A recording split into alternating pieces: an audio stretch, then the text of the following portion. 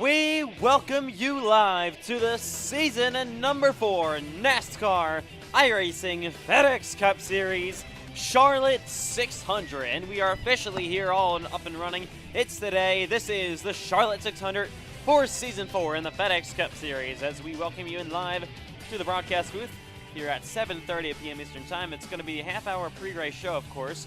Welcome live to Charlotte 600 pre-race here from the Charlotte Motor Speedway tonight.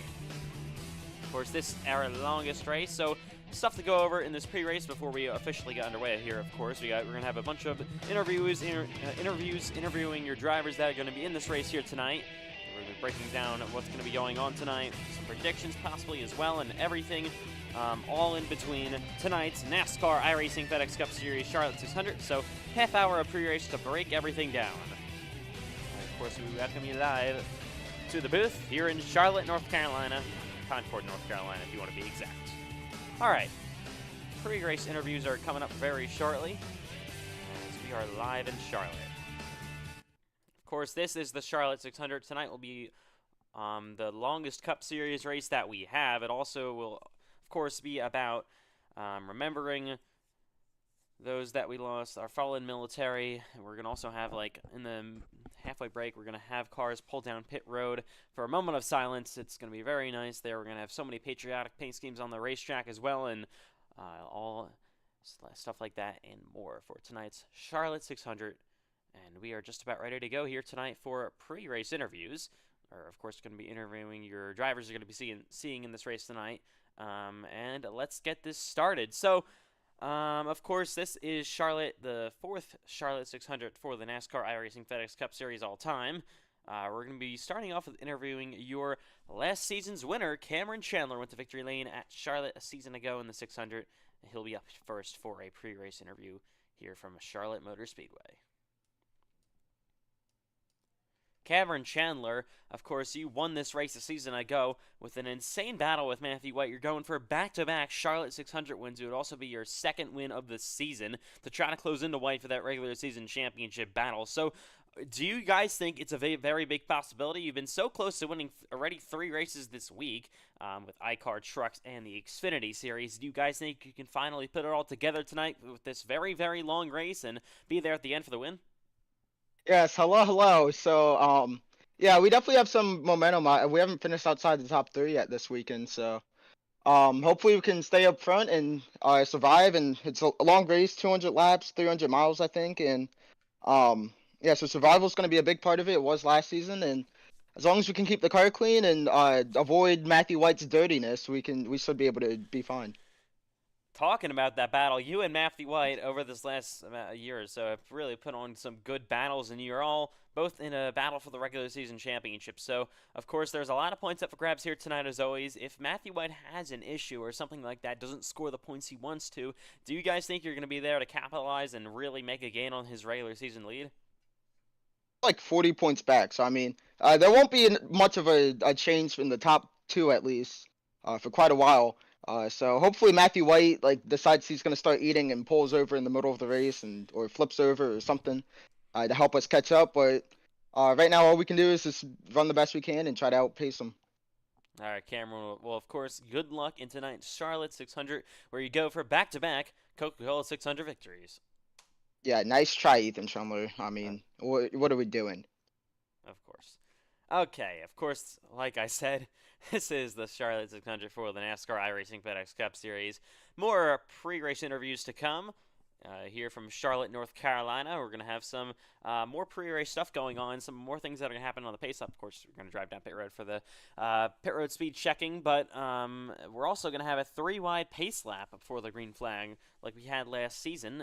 At Fontana, we have a 5-wide pace lap. Of course, not as cool as that, but we can't really do a 5-wide pace lap here at Charlotte, unfortunately. But 3-wide around the racetrack to salute the fans, salute our veterans, salute everybody on this race for America here tonight. It's America's night in the NASCAR iRacing FedEx League, and we're going to be coming up with some more pre-race interviews here at Charlotte Motor Speedway. We'll be on track in about 25 minutes time for the half-hour warm-up session.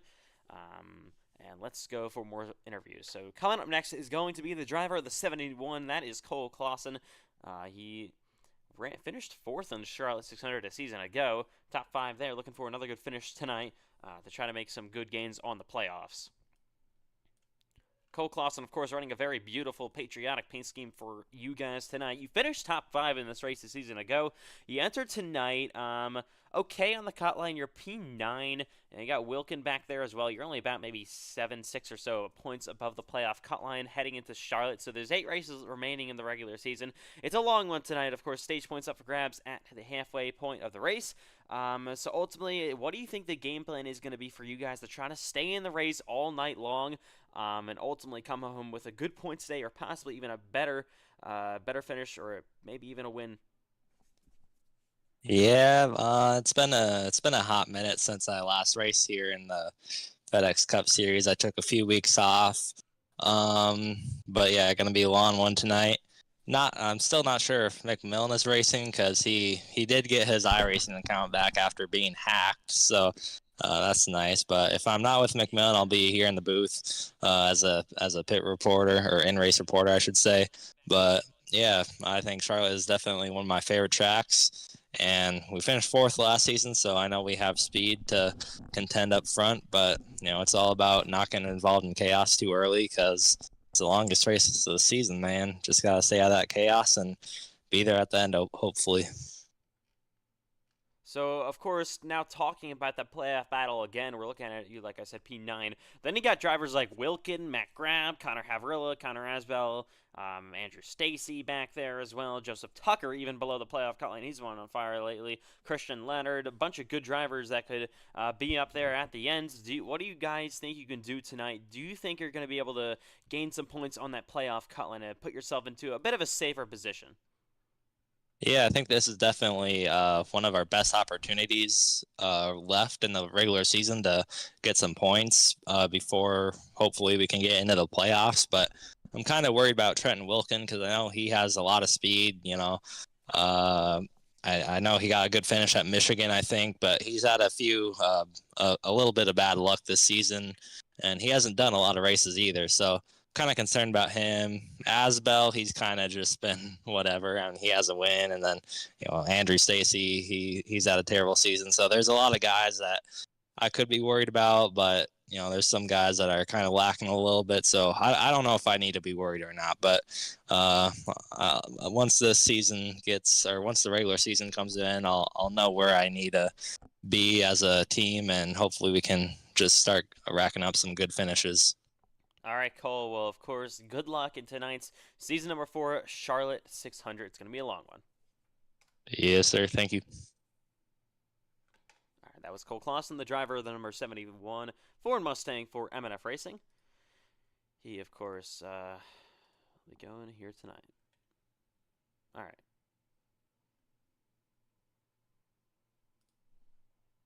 So, coming up here once again, some more pre-race interviews. Next up is going to be the driver of the 77, Braden Hunsicker. He'll be going for his first Charlotte 600 victory. Of course, he has 2 wins this season, and currently, if I can check real quick, sits in a pretty close battle with Bryce Benson, about 10 points for third in the standings, which is that final position that gets playoff points for at the end of the regular season. Braden Hunsicker, you'll be going for your first.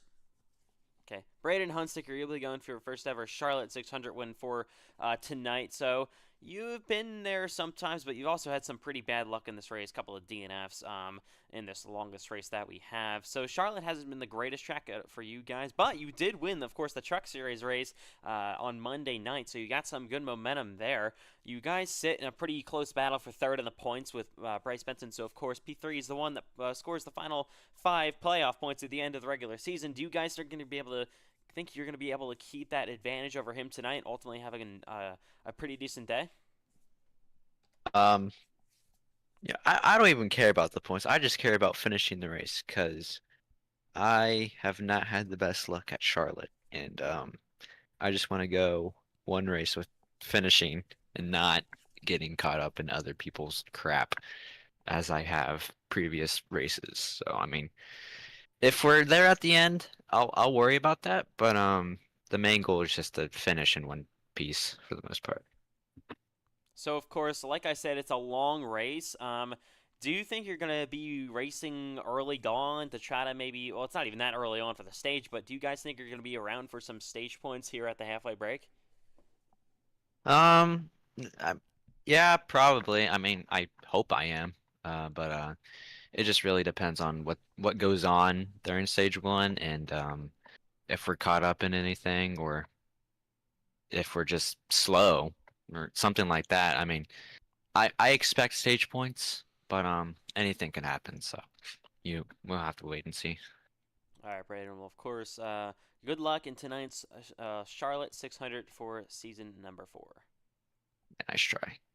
Wow. Okay, anyways, that was the driver of the 77, Braden Hunsaker for Highline Motorsports. Of course, he has wins at Atlanta and Gateway this season. Both came in maybe some pretty chaotic fashion. Of course, Atlanta won in a photo finish at Gateway. He got lucky with a fuel mileage situation, but he's still looking for his third win of the year to go ahead of his teammate Matthew White. They're both tied with the most wins this season with 2. White won at Kentucky and dominated Sonoma like we know. All right, so of course, once again, the Charlotte 600 will be on track in about 20 minutes' time, just less than that at this point. Like we said, longest race of the night. You got to keep your keep your head in the game all day long. You're gonna have to be there at the end of the stage, halfway for stage points. You got to be around all day. Like you don't want to probably race too aggressively early on, but you don't want to get caught. Like I don't know. So qualifying is probably gonna be. I don't know how important it's gonna be tonight, but you know, what am I saying at this point? Qualifying always is important. Got to be up there towards the front for stage points, and of course at the end of the race, because you don't want to get caught with no caution flags at all in the first half, which we have seen a lot of times this season. I know it's a longer race, so there's less possibility of that happening, but you never know. All right. Next up will be the driver of the 72. Connor Asbell has a win this season, but it's been all bad luck since then. Connor Aswell, you'll be making, I believe, your first ever Charlotte 600 start here tonight in the Cup Series. So, of course, outside of that win at Fontana, it's been an absolutely abysmal season for you guys, unfortunately. I believe 8 DNFs, but it's the longest race of the year. This is really where you got to keep your head in the game all day long. Do you guys think you have the speed to be able to get a good finish or possibly even something better tonight?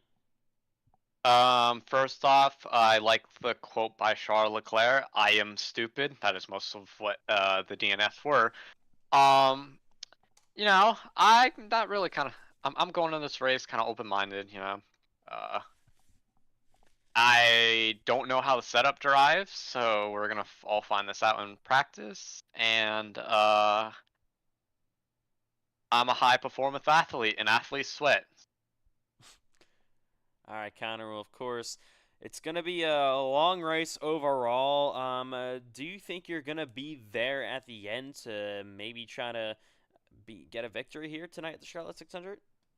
Well, the scripts are telling me that lap 20 something might happen. So, oh yeah, sorry, there are scripts in this league. That's why we get some random winners, and that's also why I've been wrecking out so much. But no, all seriousness, I just gotta make it past halfway. That's my only goal. If I do that, I don't care the rest of the race. So. All right, Connor. Well, of course, good luck in your first ever Charlotte 600 here tonight. Wow. Okay, anyways, Connor next will be the driver of the 09. That is John Butler. John Butler, you guys have had a very, very consistent season so far. He's currently sit P7 in points, just behind guys like Banks, Miller, Benton, Hunziker, Chandler, White. A lot of them have wins this season as well, and have been really good all year long. So it's been a great year for you guys overall. Sitting pretty good in the playoff situation as well. So do you guys think you're going to be up there for maybe some stage points? Like, what overall is going to be the game plan tonight with your teammates from ETR and Johnson Motorsports? I mean, really, I told Baron this almost every race. The goal is just to survive, be there at the end. I mean, I'm planning to try to get some stage points, but these guys are so fast that you really got to either get stage points and be at the back, or get no stage points and at least be up there to even try to compete with them. But really, I'm just hoping I could be there at the end. I get no damage. I don't spin off a turn 2 again. I just want a nice and peaceful race, hopefully. All right, John. So we're going to look at the playoff cut line real quick. Of course, like I said, you're sitting P7. You have a pretty good margin, about 30, 35 or so points. So do you guys think you're going to be able to extend that over guys like Matt Grab, Trent, and Wilkin tonight? I'm hoping. The guys are fast always, but you just gotta be focused always at all times. Just mind your own business. Just avoid trouble, basically. And if I could do that, I think I might be able to finish in front of them. So that's the goal for the night. All right, John. Well, good luck in tonight's Charlotte 600 for Season 4. Thank you. All right, coming up next will be the driver of the one, Zane Rahman, making his second career Cup Series start tonight for questionable motorsports. Zane Rahman, you're going to be making your second ever Cup start here tonight.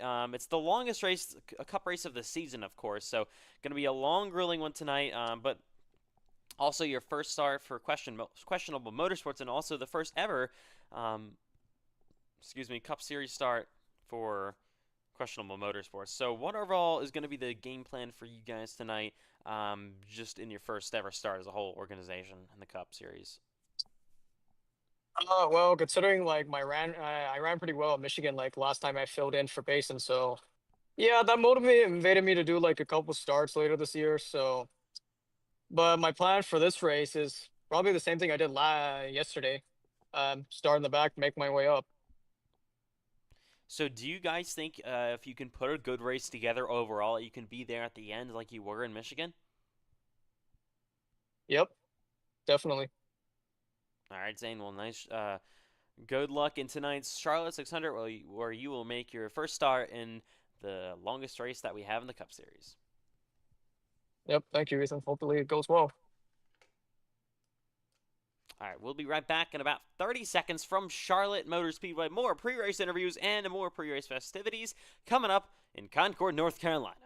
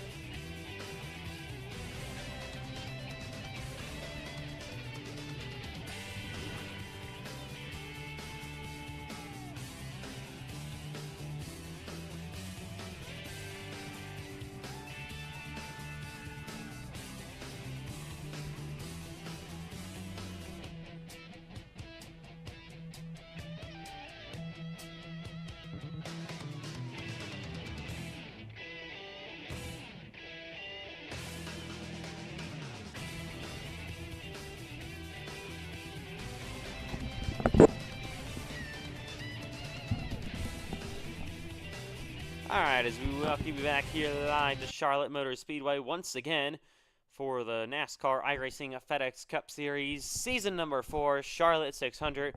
We'll be going up for some more pre-race interviews. We have about maybe just over 10 minutes to go before we get underway here in Charlotte. Alright, coming up next will be, in the order who is here first, Bryce Benson in the 9. Bryce Benson, you guys are coming off huge momentum after winning the Xfinity Series race last night here at Charlotte Motor Speedway. So you had a good finish and a good run in last season's Coca-Cola 600. You seem very, very good here at the Charlotte Motor Speedway. Do you guys think tonight is the night you can put it all together to finally get your first ever Cup Series win? I mean, we did it last night at Xfinity. I think we can do it tonight. The only problem is I haven't really gotten a ton of practice. I haven't really had time to do it. So, yeah, it could be a problem, but I think I'll get it figured out in the practice session, the race session. So, yeah, I think we'll have a good shot. Obviously, I do remember in qualifying last season we didn't have a ton of speed, but then we worked our way back up to the front. So it could be something that happens tonight too. I don't really know. I don't know where my speed is, but yeah, I think we can definitely have a good shot to get the win, and definitely have a lot of momentum coming into this race after winning the Xfinity race. Of course, on the Cup Series side, you guys sit 4th in the standings. It's been an absolutely amazing season for you guys all overall with speed. Last few races haven't been the greatest. A couple of DNFs at Darlington and Michigan with earlier crashes. But do you guys think you're going to maybe be able to take 3rd place in the point standings away from Braden Hunsaker tonight? It's about maybe 10 or so points separating you two. Yeah, I mean, there's a good chance. I think I think we the best the best shot we have at doing that is just to win. But yeah, I think we'll have a shot. Obviously, we're gonna have to try to climb our way back up in points after the DNF in Michigan. But I think definitely we'll still have a good shot to get back up there. And still quite a bit left in the regular season, I think. So yeah, I think we'll definitely have a good shot, and I don't think we'll be able to go for the regular season championship, but we could definitely still get somewhere decent in the points going into the playoffs. All right, Bryce. Well, good luck into your 2nd ever Charlotte 600 in the Cup Series tonight. Yep. Coming up next will be Dylan Banks, driver of the 48 Toyota for Ethan Trindler Racing. Dylan Banks, it's been a very consistent season for you guys. You currently sit 6th in the standings. Pretty good over the playoff cut line as well, about 50 or so points there. So you guys have been so close to a lot of wins this season. You finished 2nd at Michigan a season ago in an ETR 1-2. ETR has been absolutely on fire after winning Michigan and the All-Star race last night, or last week, I should say. Do you guys think tonight is your day to finally get that first win of the season for your Cup Series championship defending year? I think every night you can go in and win. Well, especially me. I think I can go in and win just about every race. Just got to be consistent, keep your head on a swivel. And it also helps not to have that idiot Matthew White on the track tonight. Oh my God, he's in here. My bad. I'm so sorry. He's in here. But yeah, let's No, I think we can go out and win. I can't wait for Matthew White to start on pole again and burn his stuff up in the first 15 laps like he did last year and go around him like I did last year, and take the lead. But yeah, I think we can get it done tonight. We're gonna show out, and we're gonna show why ETR is the best of the best. All right, Dylan. So, of course, like I said, you've been so close to so many wins this year. How do you think the teamwork factor is going to be? You guys worked amazingly together at Michigan for that victory. Do we expect more of the same tonight with ETR? Yeah, absolutely. Try to put the team first. That's in my eyes. To try to put the team first. But yeah, teamwork is huge. It doesn't matter what track it is. People think that just super speedways is teamwork, but I mean you can do that at every track. I mean, go back and look at Gateway. Cameron Chandler and Matthew White were team blocking the last little bit of the race. So yeah, I mean you just got to work it together as a team and put the team first. All right, Dylan. Well, good luck in tonight's season number 4 Charlotte 600. Let's go, baby. Coming up next will be Trenton Wilkin, or actually, yeah, Trenton Wilkin, another driver from Ethan Trendler Racing. Trenton Wilkin, you guys have been fast in Charlotte already this week. You started, I think, correct me if I'm wrong, but you started on pole in the Truck Series race. But we're heading tonight into the Cup Series race. You're in a playoff battle currently. You're sitting above the playoff cut line right now, but it's pretty close overall. Do you guys think you're going to be able to extend that gap where you're currently 10th? I would say we can. Being that close around people, and we are like 3-4 races off of them. I feel like as long as we have like a clean day, hopefully get the win. But as long as we have a clean day, get some good points out there, I feel like we will be able to get up there in points and battle a lot more. So how do you think the teamwork thing is going to be with ETR all night long? So, of course, you, Dylan Banks, Jacob Malone, Joseph Tucker, all in Michigan worked together really well for an ETR 1-2. Do you guys think you're going to be able to do that again and maybe you be on top of it this time? Possibly. It all depends how our setup's going to be for the race. If we're going to be able to even follow, I doubt it. Because we're just going to burn up more tires. Especially if we're probably going to be, I don't know if we're going to be shifting or not in the turns, but we'll probably make sure we're communicating pit stops, if we're communicating tire wear, whatever we're doing differently to make sure that everyone on the team is doing a good finish out of it. Obviously, you're gonna keep some secrets to yourself where you can win, but whatever can help the team, if it's like burning right front or whatever during practice. But just make sure that everyone has their T's crossed and their I's dotted. All right, Trenton. Well, good luck in tonight's season number 4 Cup Series Charlotte 600. Appreciate it. Coming up next will be Andrew Stacy, driver of the 96. Andrew Stacy, it's been well documented, of course, a terrible start to the year, but as of late, you've gotten a couple of pretty decent finishes. So, do you guys think you're going to be able to keep the momentum rolling to get another good finish and possibly even gain on that playoff cut line tonight? Oh yeah, I think it's possible. I'm technically not the worst driver anymore. Due to me being tied with Connor Esbell, I'm tied with the worst driver. And I hope, we could get some good points here. Our main goal is just to get up a spot, get up to maybe 14th, 15th. 15th is standing, so we're gonna try to get one more up and slowly work our way up. All we need is 12th place, and we're good with the system resets, and we can bounce back from there. So do you think overall tonight you guys are going to be going for the stage points, or do you want to try to be there towards the end of the race? We've been looking at some people's strategies. We've looked at William Reagan's for the past few weeks. He's been go for stage points. It's been working for him in the playoff system. We're gonna dabble. We're gonna see what cautions happen. It just all depends on the situation we're in, and we'll make a decision. All right, Andrew. Well, good luck into your first ever Charlotte 600 start here tonight in the Cup Series. Thanks. Final interview probably of pre-race will be Sean Helkich, but of course, before we get that underway, we'll be on track in just about 2 or 3 minutes here for NASCAR iRacing FedEx Cup Series, Charlotte 600, the warm-up session. Then we'll have, of course, a 2-lap qualifying like we always do. After that, we'll go green. 200 laps, 300 miles around the Charlotte Motor Speedway, the longest Cup race of the night. And it's going to be a very, very long, grueling race for tonight, but let's get in this one more interview. Sean Hilkich, driver of the 81 for Ethan Trendler Racing. Sean Hilkich, of course, you unfortunately had to miss a few races over these last few weeks. That dropped you way below the playoff cut line. You currently sit, I think, 14th or 15th in points. So you're below the playoff cut line entering tonight, but ETR has been on fire lately for these last few weeks, especially at Michigan, and then, of course, the All-Star race with the win there. So you were really good early in the season, had a really good run at Bristol, a couple other tracks as well. Do you guys think you can regain that good magic and have a really solid run tonight at Charlotte? Yeah, I do. I feel like a lot of the races where I run good in the official races over the year, I do well in these races. Like Bristol, I always ran good in official races, and I go out and ran second.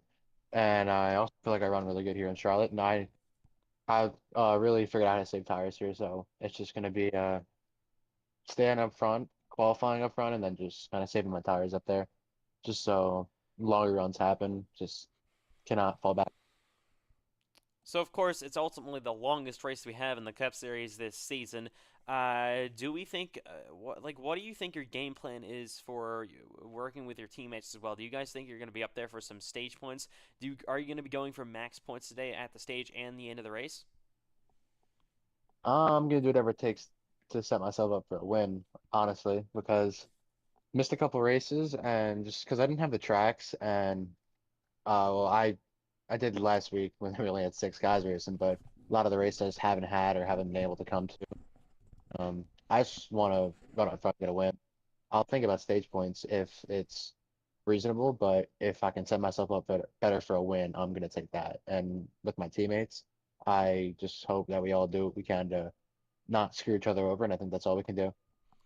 All right, Sean. Well, good luck tonight in your first ever Charlotte 600 where cars are about to be on the racetrack for practice. Thank you. And you heard that right there. Charlotte 600. The session is just about to go. We are going to be on the racetrack here in a few moments for the warm-up session. Of course, then 2 laps of qualifying here at Charlotte Motor Speedway. So before we get all that, but for the first time ever, let's take it down on pit road for the playing of our national anthem.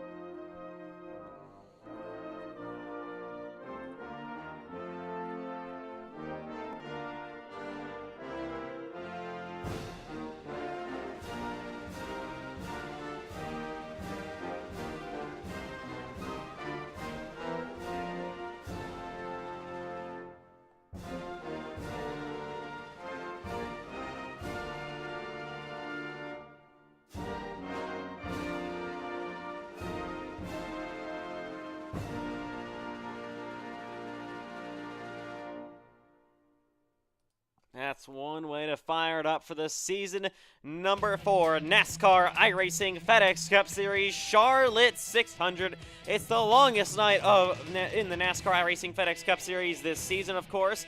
This is going to be one hell of a night. We're going to be, of course, remembering and saluting our fallen military all night long. We'll have patriotic paint schemes on the racetrack here tonight. This is the NASCAR iRacing FedEx Cup Series season number 4 Charlotte 600. We'll be coming up soon here in about 30 seconds or so for the warm-up session at the Charlotte Motor Speedway.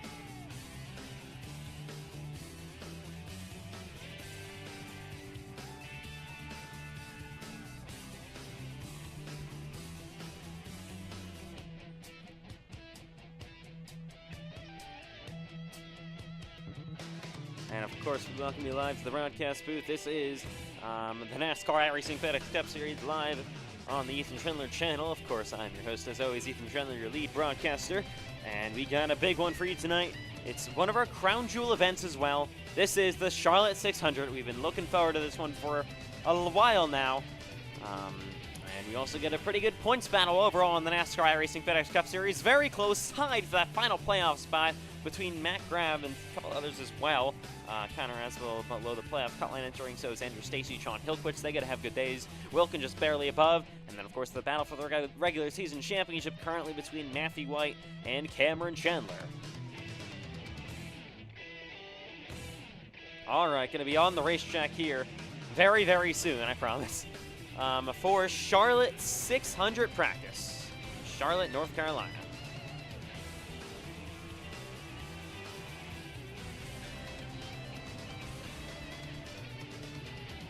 All right. Cars are on track in Charlotte. Here we go, just about ready to go racing for the longest race of the season. This is the NASCAR iRacing FedEx Cup Series live on the channel.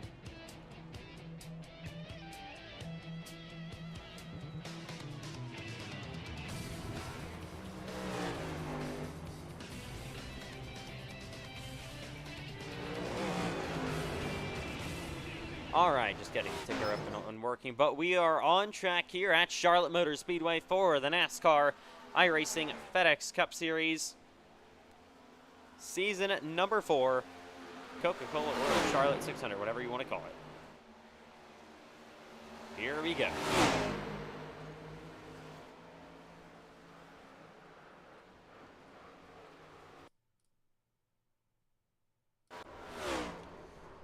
We are live in Charlotte Motor Speedway here tonight for the Charlotte 600 in season number 4. There's the 81 of Sean Hillquich. He was pulling on his track. Here's that 48 of Dylan Banks heading now down the back straightaway. Of course, your defending Cup Series champion. Going to be still going for that first Cup win of the year. He'll downshift actually through 3 and 4. And head down the front straightaway at Charlotte. In that Toyota for ETR. First year with Ethan Trendler Racing as he gets back into 1 and 2. He has been, of course, like we mentioned, as he goes down the board already here, been so close to so many victories this season. We've got a big Rex on the back straightaway already. That's the 8 of Cameron Chandler. He's going around. We ride along with the helmet cam of the 81 of Sean Hillquich.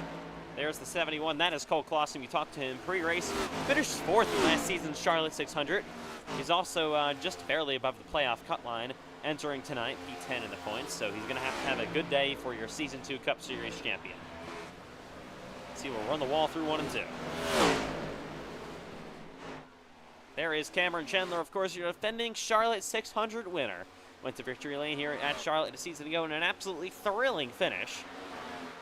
We're looking for more of the same here tonight with the driver from Team Chevy Motor Club. As he will head down the front straightaway. There is Mark Prince, not Mark Prince, that is the 12 of Trenton Wilkin on the track. Here is Jacob Clarino on the apron currently. He gets a little bit loose down there. Here is Wilkin now heading in the wall as he heads down the back straightaway. Of course, we talked to him as well before the race went underway. He's had a kind of an interesting season. He's had some really good speed. He's kind of turned it around lately. Earlier in the year, he was bottom 20 in points with no speed whatsoever, but lately he's been a little bit better. As we get a side-by-side battle here as Hillquich to the inside of the 81, or 71, I'm sorry, of Cole Clausen. 81 and 71 battling. there's the 18. That is 7 Hathorn and a hard-time start tonight. We got a car wrecking on the back straightaway. That is Jacob Malone. He, of course, won at Michigan 2 weeks ago. That was the last Cup Series points race that we had. Victory lane there at Michigan. Who's got Matthew White spinning down the front straightaway. So, of course, let's take a look at all these patriotic paint schemes we got on the racetrack. And starting off with the 72 of Connor Asbell. Got an eagle on the hood of that machine. Can't get more American than that. Got an American flag on the side as well. He hits the wall slightly, heading down the front straightaway. Here from Charlotte. And back in a 1 and 2 for Asbell. Then he got Andrew Stacy's deciding he hates America. Doesn't have a patriotic paint scheme this week. There's the 11. That is Diego Rodriguez. There's red and white in this car, but there's no blue. So I don't think that counts. As he heads back on a 1 and 2. There's the 33 of Jacob Clarino. Beautiful patriotic paint scheme for this week. Of course, like we said, Jacob Clarino making his first ever Cup Series start tonight here at Charlotte Motor Speedway. He actually attempted to race his way into the All-Star race a week ago. Missed that, unfortunately for him. But looking for some good momentum tonight. And there's that 71 of Cole Clausen. Now, of course, he's going to be our in-race reporter, unless Ethan McMillan decides to show up. As he heads back into 1 and 2. All right, Cole, only about maybe 8 minutes or so into this session. What is the feeling on the racetrack so far tonight in Charlotte? I know the track's going to be changing all day long. You're not even going to have these track conditions in the actual race, but what's the feeling right now?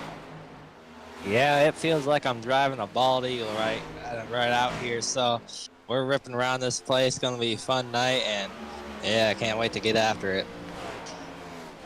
All right, so as Cole Clausen, of course, the driver of the 71 Ford Mustang, heads back into 1 and 2. As we get Braden Hunsaker, he is currently rolling, and now he's stopping. Down the backstretch they go here. You got Bryce Benton involved. There's the 50 of Connor Havrilla. The 8 of Cameron Chandler. We're going to watch a bit of racing here, see how dirty air affects him. Benton to the inside, and Chandler's actually going to be able to go door to door with him. We got loose in the bottom. He's actually going to stop.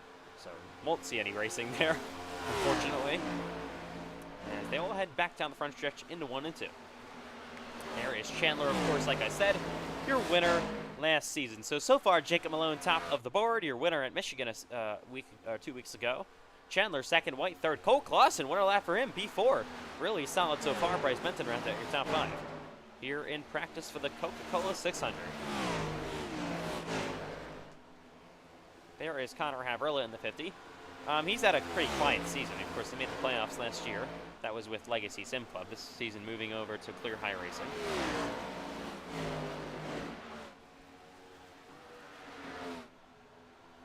As he heads down the back straightaway, Connor currently sits 12th in the points. So he's actually in a very close playoff battle. He's below the actually 13th in the points, I should say. Somebody's trying to mess something up. He's tied with that final playoff position with Matt Grab. Matt Grab won the pole for the Xfinity race last night. We'll see what he can do tonight in the Cup race.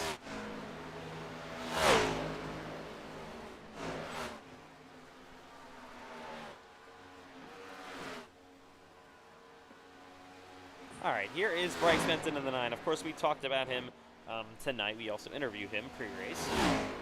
He's had a really good year. He has been up there racing for wins all season long. Currently sits top 5 in the point standings as well.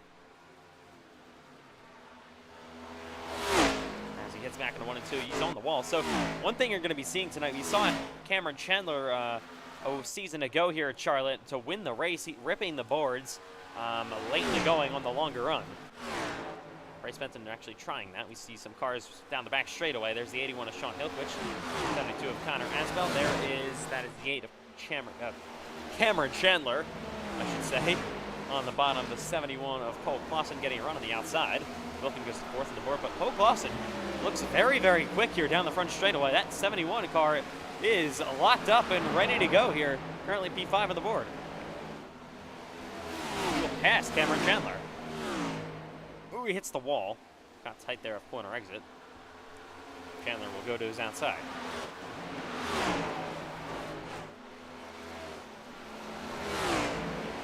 There is Hilkwich and Connor Asbell racing side by side down the front straightaway. Here from Charlotte. Back in a 1 and 2 they will go. slides up in front of the 81 of Hillquich, and now he's in the wall. Hillquich going to spin. I've kind of seen that a couple of times where you try to slide up in front of somebody, you get tight, you almost hit the wall. They're probably going to learn from that. Here's the 5 Christian Leonard making his way through 3 and 4. He had a pretty good run at Michigan. I think he finished somewhere inside of the top 10 in Brooklyn, Michigan last week, or 2 weeks ago, I should say. I keep saying last week because that was the last points race we had. The All-Star race was last week. Oh my. Horrible crash on the front straightaway. Cole Clausen is upside down. If I can actually find it, that'd be nice. Oh my God, Right there he there. is. Cole Clausen. I think I on might his- have gotten Newman. Man.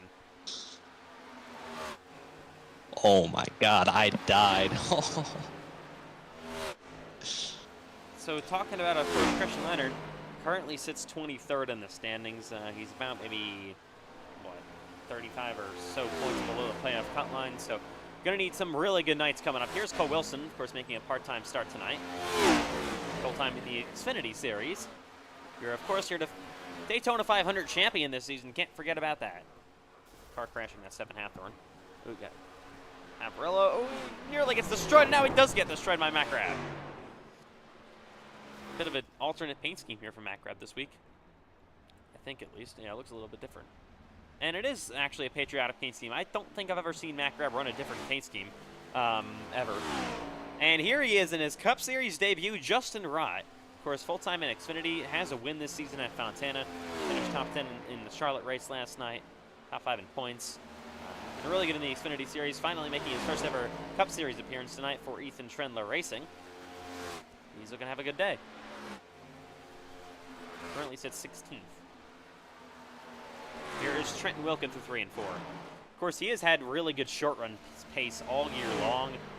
He's currently 4th on the board here in practice. And so we'll drive back into 1. Here's Matthew White, of course, heading down the back straightaway in that patriotic USO car. Pulling onto the track behind him, that is Zane Rahman. Like we said, Question 1 Motorsports, it's their second Cup Series start of the year. Fix something real quick, we'll be right back. About 16 or so minutes, we're just about halfway through this warm-up session here from the Charlotte Motor Speedway.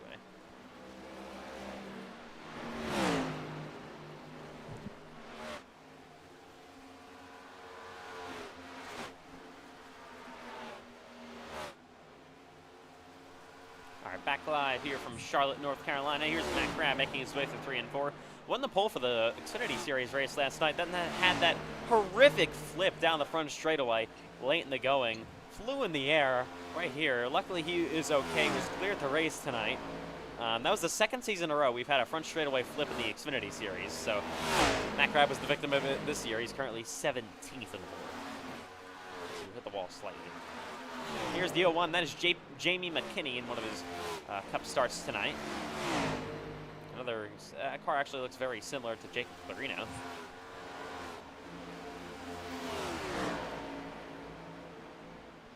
Let's go head back into 1 and 2. McKinney in that 01. As he's going to try to catch up to the back bumper of Dylan Banks. Banks rolling in that Toyota. Back into 3 and 4.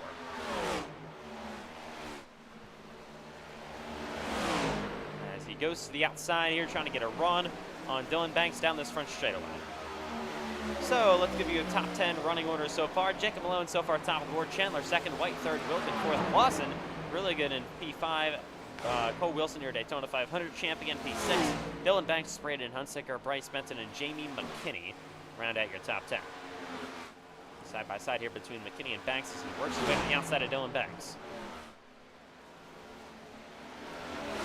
Pretty good run around the outside.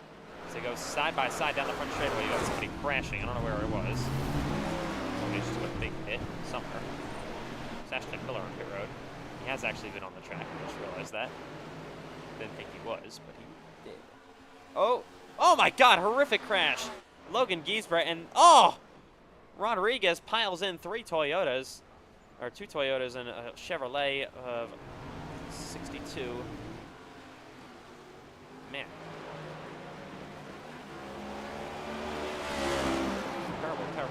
there.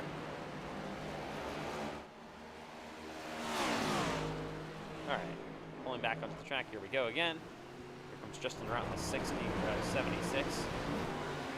Here is John Butler for 1 and 2. And Trenton Wilkin ahead of him.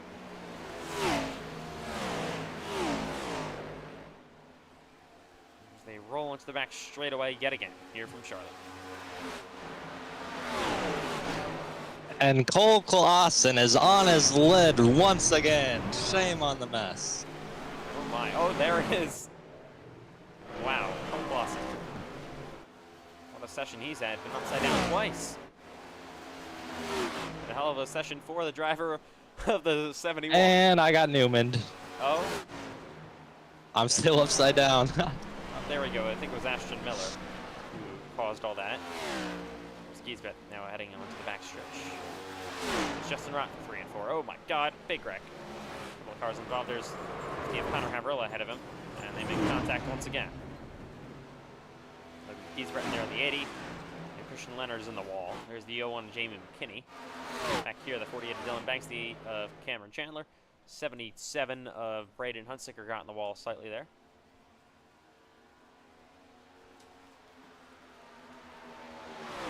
All right. Still about 12 minutes to go in this warm-up session here in Charlotte. Working the season number 4 Coca-Cola 600 in the NASCAR iRacing FedEx Cup Series. Here is Cole Wilson to the inside of Sean Hilquich. Makes that pass happen. A couple cars still on pit road here. 7 of Matthew White. 53, that is Matt Grab. The 18 of 7 Hatho and the 50 of Connor Havrilla. Still pushing his way to the inside of Cole Wilson. We'll be right back here in Charlotte.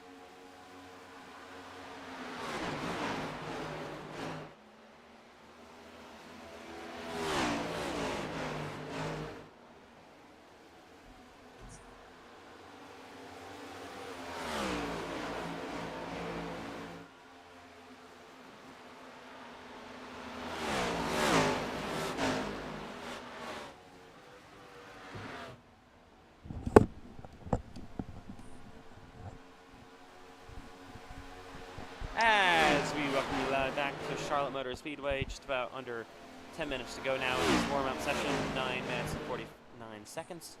Drivers still trying to figure it out here at Charlotte Motor Speedway in this warm-up.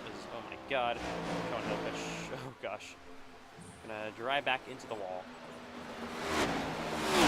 Outside now, Christian Leonard, the outside of the 72 of Connor Esba. Oh, huge overcorrect for the 81 of Hilquich. He'll wreck big time on the backstretch. If anybody comes to hit him, no. Luckily. White and Banks now will race. Whiteman trying to drive to the rear bumper of that 48 of Dylan Banks. Heading now down the front straightaway here at Charlotte. Big shove here. Oh, big wreck. A couple of cars going around. That's the 81 Hilquich hard on the wall. Oh, Dylan Banks going to pile in. Cameron Chandler nearly got a piece of it. Matthew White made it through, so did Chandler. There's McKinney. Here's Havrilla. Alright. So still working the final few minutes here in Charlotte for this warm-up session at the Charlotte 600.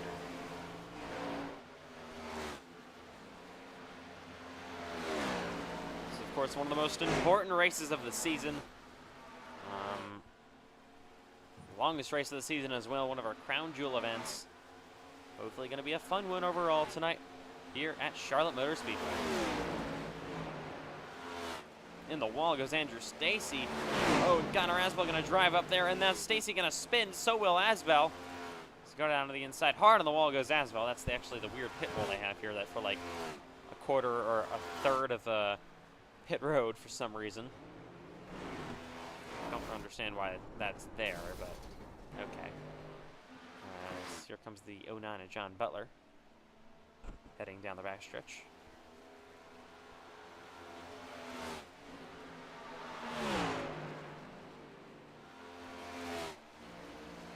Through 3 and 4 he will go, and back down the front straightaway at the Charlotte Motor Speedway.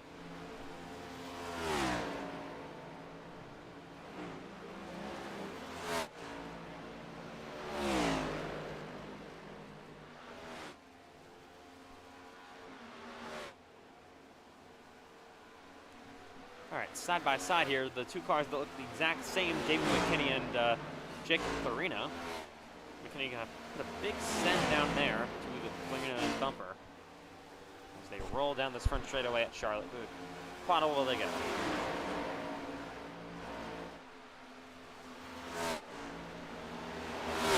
David McKinney try to work down low to get some clean air on his nose, gets a gonna run up to the bumper of the 33 Clarino. Yeah, Andrew Stacy at the bottom of the track. There's Connor Havrilla. 71, that is Cole Clausen. Some more cars in the pits. We're doing this warm-up session here from Charlotte Motor Speedway. About 6 minutes or so minutes to go. Jacob Malone still top of the board. Nothing has really changed. I think because the track changes have really affected that.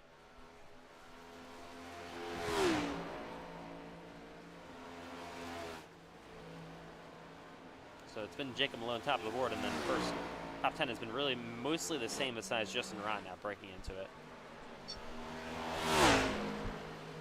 Here's Matt Grab once again. He's currently 12th on the board. See him in the wall trying to work something around the outside.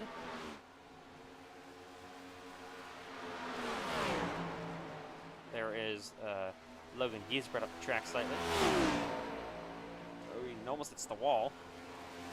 They're going to go side by side maybe down this front straightaway. Grab looking almost to the inside. Cannot get there just yet. Course qualifying. Another horrific crash for Cole Clausen. Upside down once again. Shame on the mess. I didn't find it. Don't know where it is. Yeah, I'm dead. You can't even find me. Oh yeah. Okay. No replay then. Because Cole Clausen doesn't exist anymore. Here is Zane Rahman heading down the front straightaway, currently 23rd on the board. I don't know. Okay.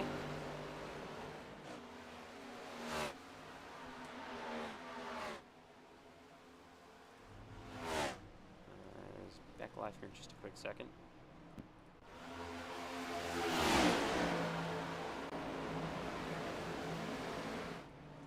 Okay. Sorry about that. Back live here at Charlotte Motor Speedway yet again. Still about 5 minutes to go.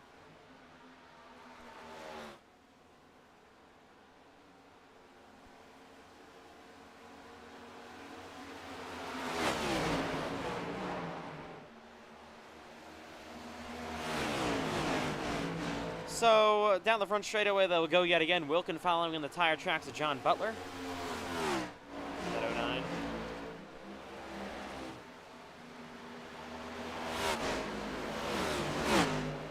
There is the 15. And Cole Clausen upside down once again, this time on pit road. My goodness, Cole Clausen having a couple of horrific crashes. Don't understand what's gotten into him lately. Cole Clausen needs to practice for the race. I'm 5th in practice. I should be fine. Gotta get a long run in. If we get a long run in, then I'm screwed. Wilkin got a slide job in front of John Butler. It wasn't actually really a slide job. Got there way earlier than I expected. front of the 09 as they head back into 3 and 4. Looking really absolutely sending it down deep in the corner, going to hit the wall and or probably wreck himself. Ooh. Run straight away into the pit wall. Oh my God, John Ball, that was horrible. John Butler is done. He absolutely destroys the wall in the pit, in the tire barriers. My goodness, as William Reagan, nice looking patriotic paint scheme for him. 36 this week. Somebody just wrecked on pit road. I think it was, I don't know who it was actually. Somebody. Ooh, oh, here goes Cole Clausen again. This time we're actually going to catch it. Oh my God. Oh my. I'm like Josh Berry during that one wreck at Daytona. I'm getting real dizzy over here. I think Matthew White might not appreciate this, what Cole Clausen's doing. Nah, he doesn't care.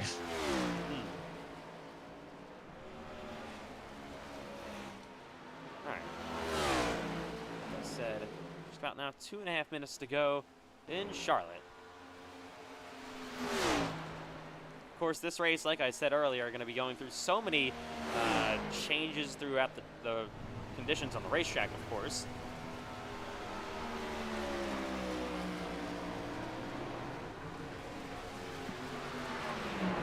Of course, it's going to start out not in the complete day, but coming closer to sunset.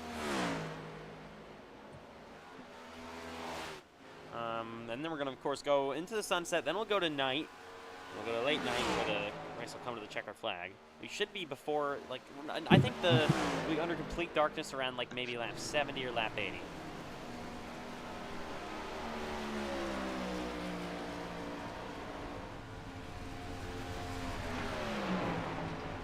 I'm really going to have to, I believe that was a downshift I heard. Might have been. I've seen a couple cars downshift. I don't know if it's going to be the preferred line around. Let's run along with Jamie McKinney and find out. He is in 4th gear. Now going to head down the front straightaway. And he will shift up the 5th. Riding along down this front stretch.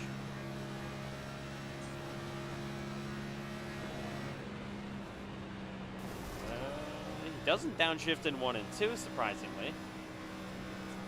He's going to head down the back straightaway with momentum. We'll see if he downshifts again through 3 and 4. Yes, he will. So 3 and 4, at least for Jamie McKinney, the only spot he is downshifting, and of course down the front straightaway to get back to the 5th gear. It's currently 7th on the board, so it is somewhat working for the driver of the 01. He's on a pretty hot lap there. On P7. All right.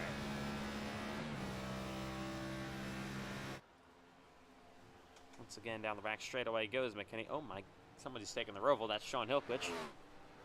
For some reason. Just had a terrible crash, I heard it. It's the 36 of William Reagan going around.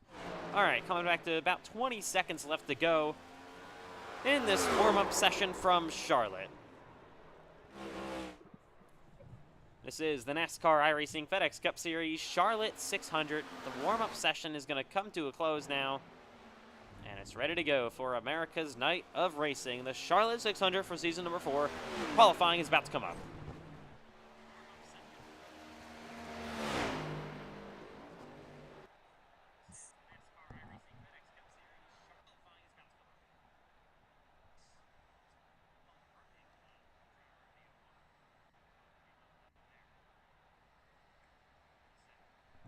All right, here we go. Qualifying in Charlotte for the 600. Got 2 laps to do it, of course. Fastest lap, gonna win the pole. Here we go. All cars gonna be on the racetrack here for quali. Time to see who's gonna be sitting on pole position tonight. This is for the pole. We saw Jacob Malone top of the board in practice, going for 2 Cup Series wins in a row. We're getting his first ever Cup Series win last week in Michigan. There's Ashton Miller for 3 and 4. There is Connor Havrilla. Of course, a long race, and it all starts now, setting yourself up with good track position to start. Havrilla now down the front straightaway, going to be rolling into 1 and 2. Here is Andrew Stacy on the wall, now heading down the back straightaway in that 96. There is Connor Asbell. Zane Rahman pulling onto the track. Jacob Malone making his way through turns 3 and 4.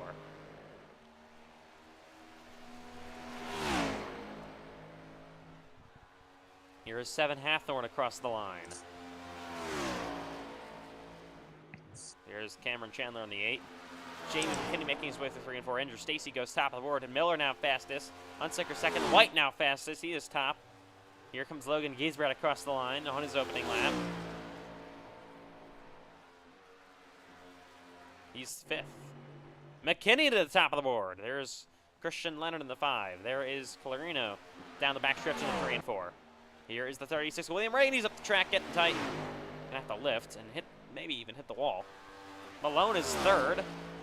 White trying to improve on lap 2. Jamie McKinney currently on provisional pole, though. What a lap he put on.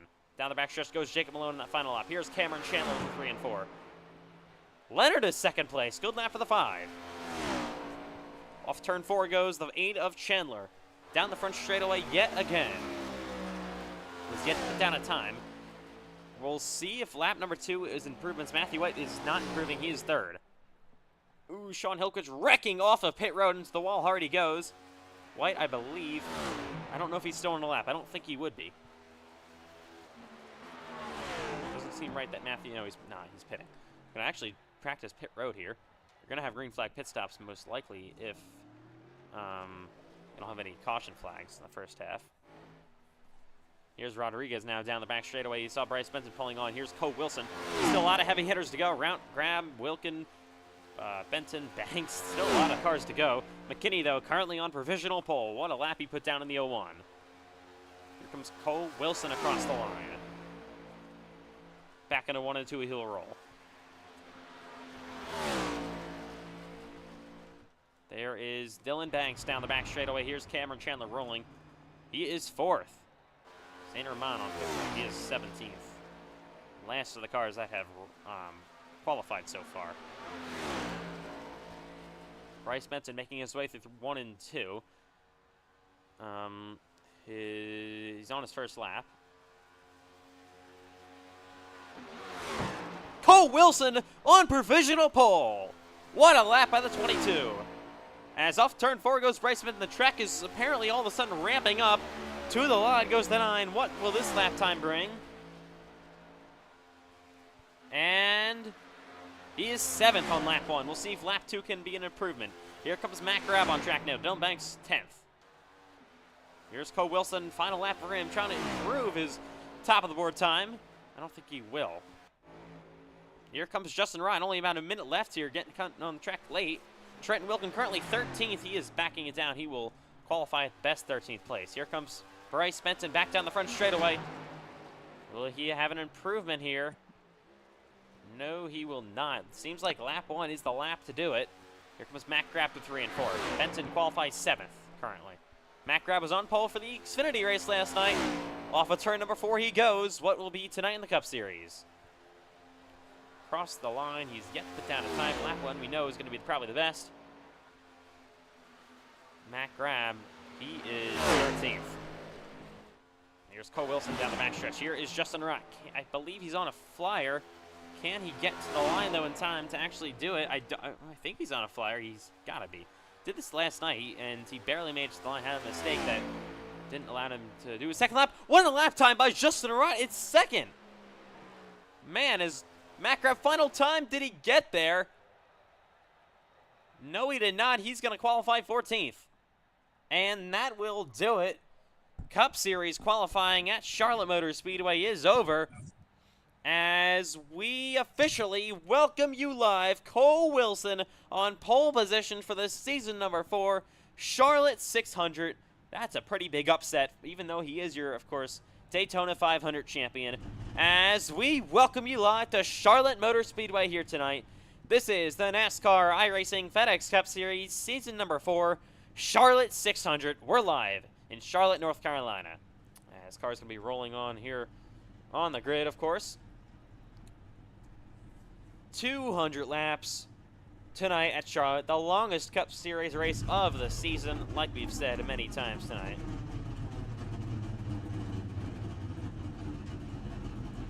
And this is going to be a big one.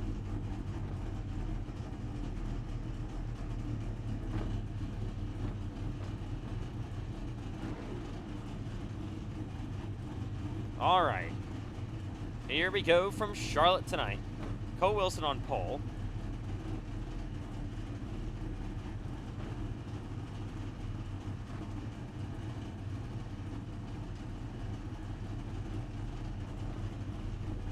Like we said, so of course the first pace lap around is going to be 3 wide. So they're going to come out into the racetrack. They're going to go 3 wide to salute the fans. Then they'll roll down pit road single file. And we'll check pit road speed after that. All the way back to 26th place, Cole Clausen. All right, this Yes, is sir. Charlotte. Cole Clausen starting in last. It's a long one tonight, like we said. Guys gonna have to keep their head into the game all night long if you want to win this race. Halfway break is at the end of lap 100. And here we go in Charlotte.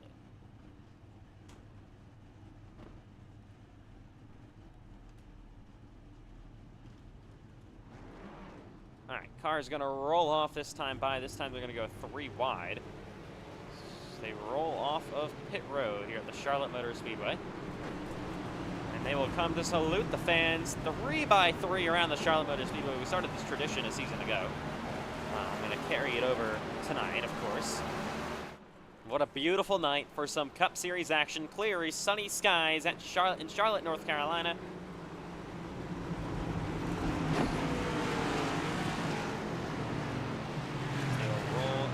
This back straightaway 3 by 3. I think I should fix it real quick.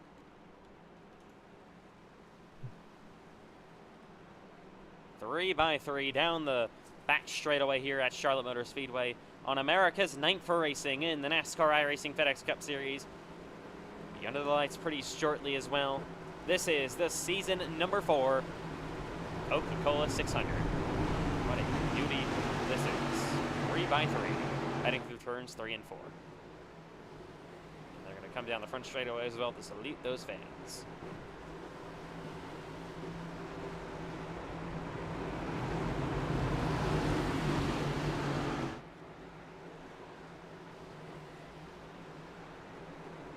What a show going to happen tonight in Charlotte. As they head 3 by 3 down the front straightaway. Something they actually don't even do in real life, so we started this tradition at Charlotte Motor Speedway. It's a good one. 3 wide base lap around this Charlotte Motor Speedway tonight. All right, they're going to come in, of course, and have to get back into their order. And they'll come down pit road single file this time to check pit road speed.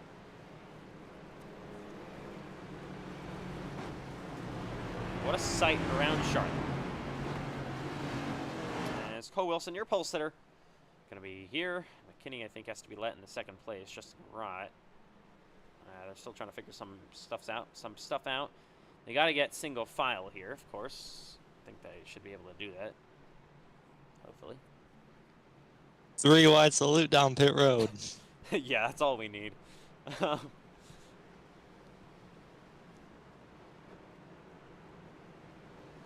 As they are single file for maybe 15 or so cars back there, they're trying to work it all out. Be rolling as slow as possible. As they will come to pit road this time by to check pit road speed and check their pit boxes. Like they always do. Led, of course, by Cole Wilson, who I believe gets his first ever NASCAR iRacing FedEx Cup Series pole position tonight at Charlotte. So congratulations to him. You're the Daytona 500 champion, of course. They all rolled to the pits. Let's check pit road.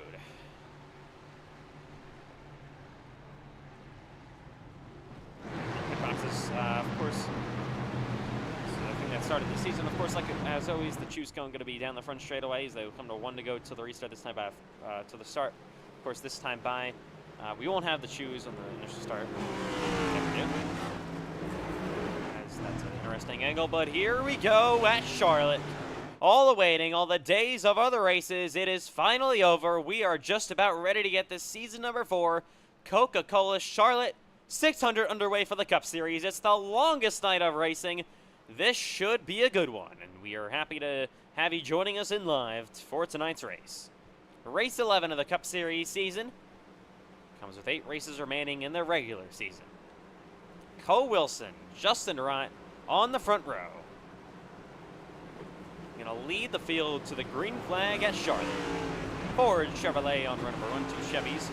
First Toyota back, going to be way back with Dylan Banks. Toyota really didn't qualify so well, but we'll see how they can race.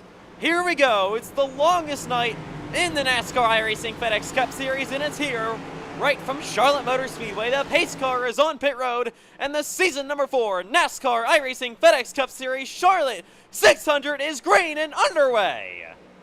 Oh, Cole Wilson on the start gets loose, and he's going to be through the grass, but we're underway in Charlotte.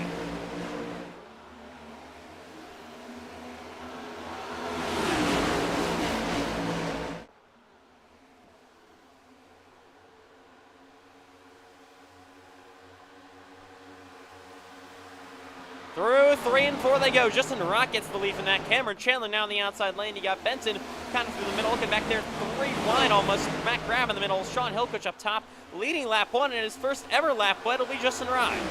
To the outside, Chandler goes on that 5 of Christian Leonard as they head back into 1 and 2, first time up to speed. Side-by-side battle there. Chandler getting good run off corner exit. He will clear Christian Leonard down this back straightaway as they work. Look at that battle with Rodriguez to the inside, still 3 wide further back. Leonard now going to have Bryce Benson to his outside lane, starting to fall back early in the race. You got Matthew White following there in 6th, and Jacob Malone, P7. Ooh, bit of a bobble there for Benson. We come to lap 3 in this Charlotte 600. McKinney second now, Runt with the lead as they head back into 1 and 2. Maloney's up the racetrack, will now find the wall, the only one inside of the top 10 really doing that. He's going to get to the outside of Matthew White, getting a huge run off corner exit here. And he will clear Matthew White. That is for 6th. Malone, your winner 2 weeks ago at Michigan. Coming outside, door to door here, that is Cole Wilson and Dylan Banks. Banks nearly hit the wall there off corner exit. Luckily, he will avoid that. And they go side by side. Ashton Miller ahead of them, currently running 11th. Cole Wilson, of course, got really loose in the initial start of this race. Luckily, he saved it. He got a car in the wall. That's the 81 of Sean Hillquich hit the fence a bit. Rodriguez back there in the wall slightly. And we're trying to work. If you look at the battle there, Andrew Stacy on the inside of 7th, Hathor and Connor Aswell, they're currently running 21st. Again in the wall, that's Sean Hillquich. Really starting to struggle early on. Come down the front straightaway yet again. This battle still side by side. Justin Rott, of course, still with the lead as we come to lap 5 in this Coca-Cola 600. Side by side battle between 2 Toyotas. That is Wilkin and Rodriguez. We see Jacob Malone, look at him on the wall, getting a huge run to get around Christian Leonard for 5th. And now Matthew White getting blocked by that 5 car. They head back into 3 and 4. And Leonard going to squeeze him up the racetrack. Good run now coming off corner exit for White. He's going to get clear on the 5 for 6th. But Jacob Malone marching up through the field. He's been ripping that board. Ripping those boards. He's already up into P5, but your current leader as they head down the back straightaway is Justin Rott over Jamie McKinney, Cameron Chandler, Bryce Benson, and Jacob Malone. Look at this mess back here still. You got Wilkins in the bottom, then you got little ETR cars. There's the 81 of Hillquich. I should say Diego Rodriguez up the racetrack he goes. We got a car almost getting loose. I believe that was Christian Leonard. He lost a couple of spots. Braden Hunsinger got around him for 7th. Leonard now back to 8th. Really didn't fire off so well tonight. As to the outside goes Cole Wilson on Dylan Banks. That is a battle for 9th place. Obviously, you got to take care of your stuff early in the going here at Charlotte. We're 7 laps in, but we have seen some pretty aggressive moves going on. Here is Rodriguez to the outside, running on the 81 of Hillquich. He will clear him. Hillquich trying to squeeze his nose back in there. It's an absolute hornet's nest back here outside the top 15 like it always is. I mean, when is it not? They're just trying to fight for every position they can back here. But Reno back there in the 33. They roll down the backstretch yet again here at Charlotte. Here's Jacob Malone, and then your leader, Justin Rott, still trying to pull away. And Cameron Chandler currently running 3rd as they head on to the front straightaway, coming to lap 9 in Charlotte. we've seen Malone trying to rip the boards for these last few laps. Now he's kind of on the bottom. He was really making up a ton of time on the... Oh, Justin Rott! Completely sideways. That is your race leader. And another car loose. That's the 33 Colorino on the inside. He will save it. What happens on corner exit for both those guys? Oh, as Christian Leonard has Cole Wilson all over his back bumper. The both are able to hang on to. We stay green. Rott's going to fall to fourth. Clarino going to probably fall back to last. Back on the field, he will go now to the outside for the lead. McKinney took it, but Cameron Chandler now trying to battle for it. As a whole lot of things change up on this lap. As a big run coming down this back straightaway. Chandler on the back bumper of the Owen and McKinney. He'll pull outside once again. Racing for the lead early in Charlotte. Still coming 190 to go. Long ways left. Oh, we got one car really loose back here. He's wrecking. No, he saved it. That's Rodriguez. He got in the wall. He is slow. And down the front straightaway he goes, currently slow. I don't think we're going to throw a caution. Is now to the outside. Once again goes McKinney. Oh, he's almost going to get squeezed there. Him and Cameron Chandler side by side for position for the lead. They head back into 3 and 4. Chandler on the outside looking to take the lead away from Jamie McKinney, your winner, of course, last season here at Charlotte. Cameron Chandler is so good at this racetrack, and he is your new leader. Cameron Chandler leads the Charlotte 600. To the outside now goes Bryce Benton, Cameron Chandler's teammate, looking to take this spot away from McKinney for second place. Justin Rott back there in fourth, and then Jacob Malone currently running in P5. Of course, actually the reason he's in the 62 Chevy this week is because he's not racing for official ETR. He's on Johnson Motorsports. ETR affiliate, but still not the same thing. McKinney trying to fight back on Chandler back down the front straightaway. He's going to try to get to his inside there. He is there as they battle for the lead once again. Can he squeeze his nose down in there? No, he gets air blocked by the A car. Won't have to stay in line.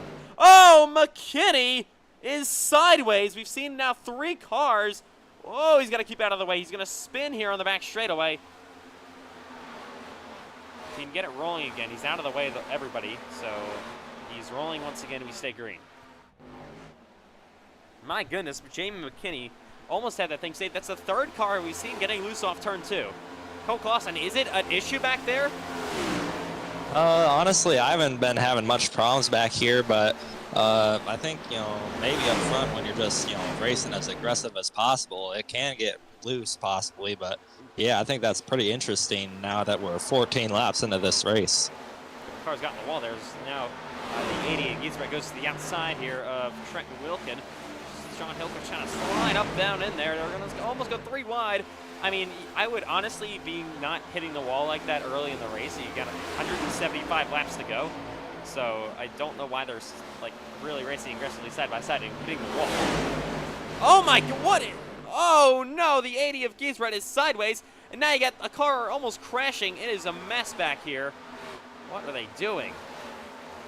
Avarillo will go nearly around. And he will go fully around, but he saves it. No caution yet. Avrilla is rolling again. So obviously we're not going to throw caution flags for the car getting loose all by itself and then spinning, not even fully spinning to the inside, having a save. Logan Giesbrecht was completely sideways. They got to probably start calming it down. Just Trenton Wilkin here currently 12th, with Matt Graff currently in 13th.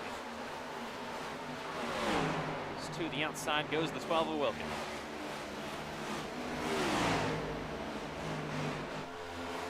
We'll get to the bumper of Hilquich running down this front straightaway. Avarillo is going to fall to 25th.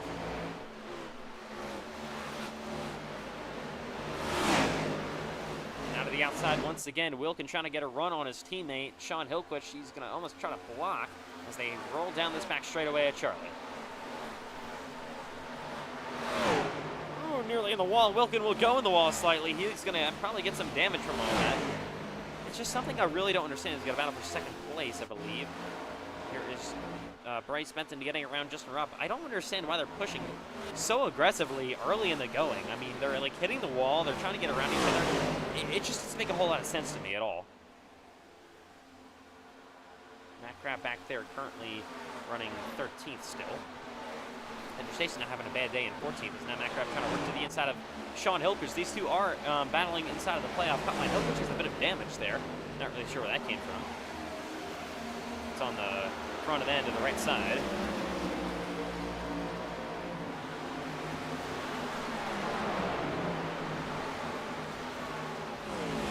Trying to get a run around the outside lane now. To get around Hillquich for 13th. Sorry, that's 12th. And he does clear.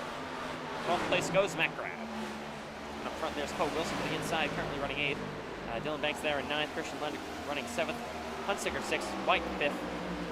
We are 19 laps into Charlotte. Battle for 2nd place still trying to go on. Bryce Benson, of course, took it away from Justin Rott. Oh! Bent into the wall a little bit.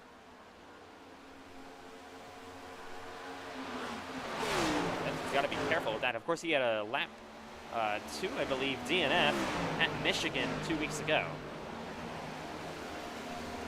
So he definitely wants to, obviously already is going further than that tonight, but definitely wants to keep the momentum rolling. So we are 21 laps into the Charlotte 600. Not 3 so far, but we have had some scares. Now, yes, inside goes Matthew White on Jacob Malone. Battle for 4th place. White, of course, he's been so close to winning the Charlotte 600 so many times. He's put himself into a good position, but just really hasn't been able to capitalize at the end of the race. We also got a battle for 2nd place. Justin Rott to the inside of Bryce Benson. 2 battles going door to door as they will get clear for 2nd. But ooh, White gonna get almost pushed in the grass there by Malone. Will he really appreciate that as they go back into 1 and 2?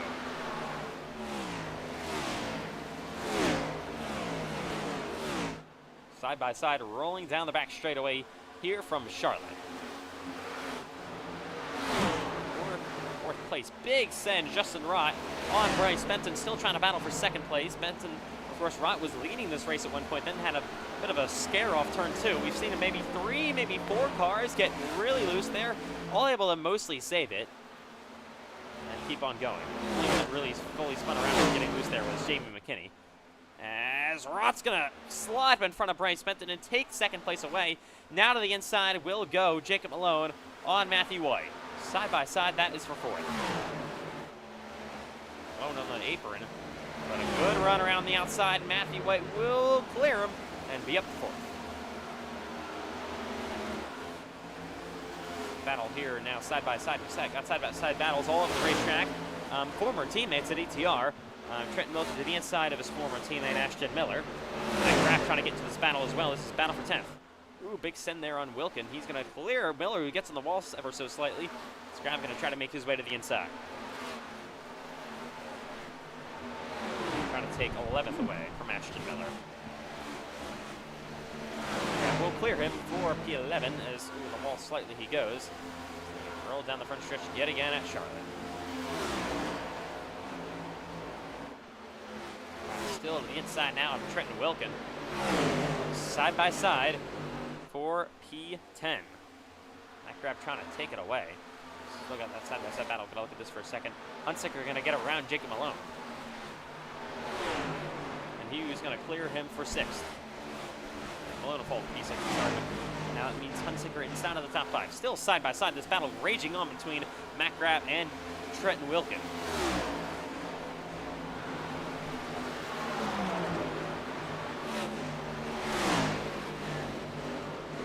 Grab gonna almost slide up into the door of Wilkin. He's gonna have to lift a bit.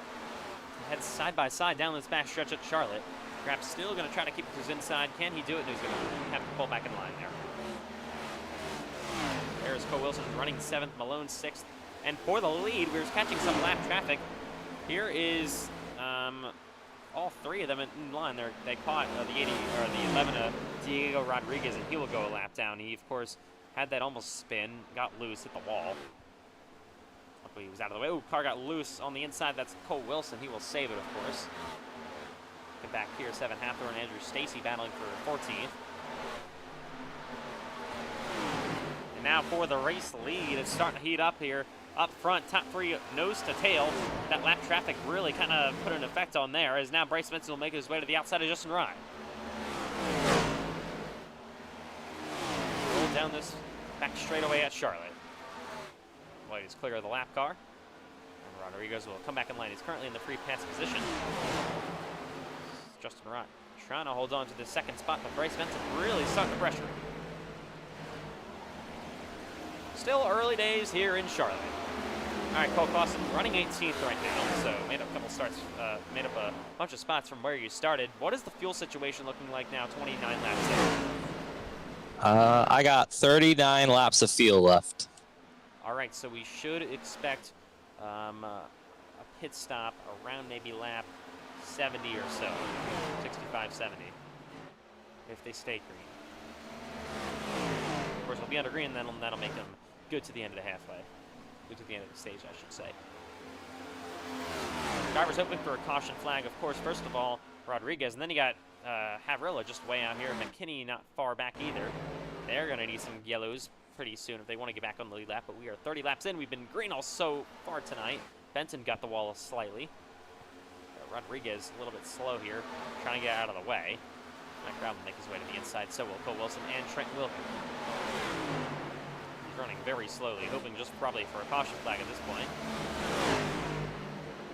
Looking to the outside now, trying to get a run on Cole Wilson down this front straightaway. So sun is beginning to set as well. It's the shadows are getting larger and larger as we got a battle here for position. Sean Hilquich in the back bumper of the 79 and Miller. Miller's been falling back through the field as of late. He's got Hilquich there, so Hathorn as well, Stacy, Reagan, Butler, Cole Clausen. Miller back to P12. Hathorn to the inside here on Sean Hilquich's teammate. Or not official teammate, he's actually the Johnson Motors. Actually, no, he's for ETR. Apologies. Side by side, back down the front straightaway at Charlotte. And into 1 and 2 yet again. Rodriguez, that old slow lap car, kind of in the way here. Hopefully he's able to get around him. Miller's gonna be really caught up here. That's unfortunate for Ashton Miller. The lap car right in his path. He's gonna maybe have to stay on the outside of Andrew Stacy who's inside. Miller gonna fall to 15th. Really going. Really hasn't been the greatest race for Ashton Miller. This lap car in the way once again. Ooh, as they go almost 3 wide. William Reagan, Cole Clausen. Obviously, it's Charlotte. Yeah, that number 36 car better watch out. He almost took me out there. Of course, at Charlotte, it's probably one of the tougher tracks to be a lap down at least a mile and a half, I should say. As Leonard falling back within 9th. Matt Grabby is driving his way up through the field. He's on the back bumper of Jacob Malone. Matt Grab started 13th. Oh, Malone is pretty loose. As they go down the front straightaway yet again. Malone started inside the top 5, currently running in 7th. He's got 2 cars on his bumper for position. Ooh, Malone gonna get in the wall ever so slightly. Matt Grab gonna B2 is inside. And they go side by side down this back straightaway as now Matt Grab clears him for 7th place. The 53 making up positions here on the longer run. And outside once again. Oh, Matt Grab is sideways, trying to hang on to it. He is almost going to be able to do it. I believe he does somehow. So they're going to go 3 wide, and Trent Wilkin makes up 2 positions. Malone got kind of screwed over by that as well. Matt Grab going to fall back outside of the top 10. That 53 car was completely loose. Almost went around. Luckily, he saved it. Great save by Matt Grab. Thought he was going around. Luckily, somehow able to hang onto that thing. Man, that could have been terrible. Do a little pass. Jacob Malone trying to get a run on the 12 of Wilkin back down the front straightaway here at Charlotte.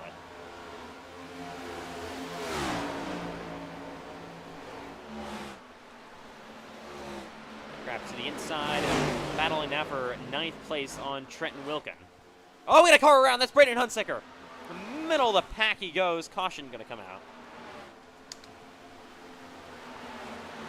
Actually wants to come out. There we go. Caution flag is out for the first time tonight. Braden Hunsicker goes around on the back straightaway. Let's take a look at what happens. He was in the middle of the pack, so it was kind of... Yeah, so let's take a... Oh, he got loose all by himself. Braden Hunsicker goes around. Let's take a look here. Yeah, just all by himself. Oh, and then overcorrects. Nearly took out his teammate Matthew White. Goes hard in the wall. Dylan Banks just barely avoids him. So does Wilkin, and the caution, of course, comes out.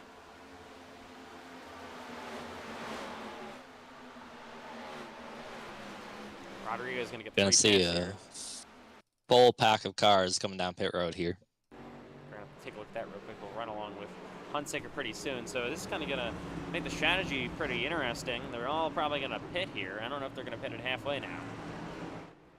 Or not, I don't mean that. I mean, pit before halfway under green. First caution of the night, lap 37 in Charlotte. Everybody should be pitting.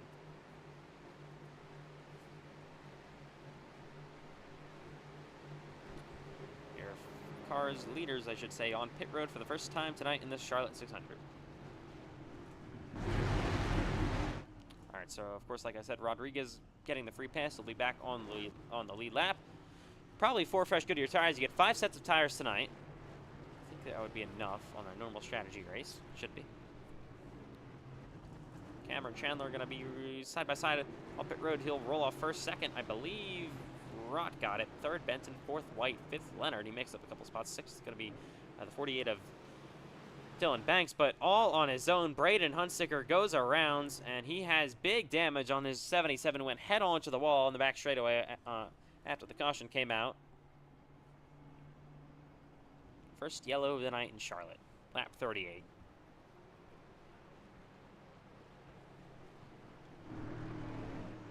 And he has big, big damage.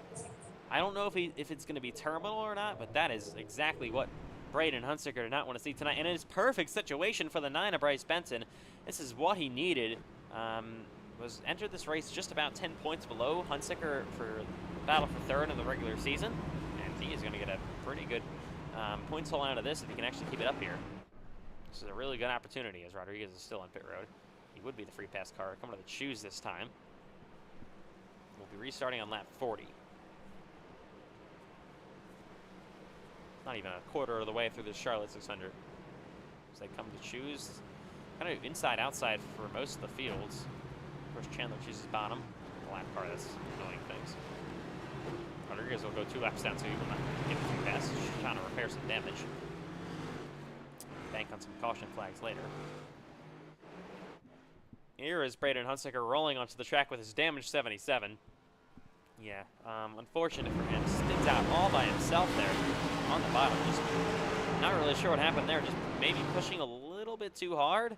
And then just, of course, goes around all by himself, bringing out the first caution of the day. He's, of course, a driver with 2 wins this year, so cars are on edge, especially off turn 2 here at Charlotte. We're going to be restarting, like I said, on lap 40 in this Coca-Cola 600. Still early in the race.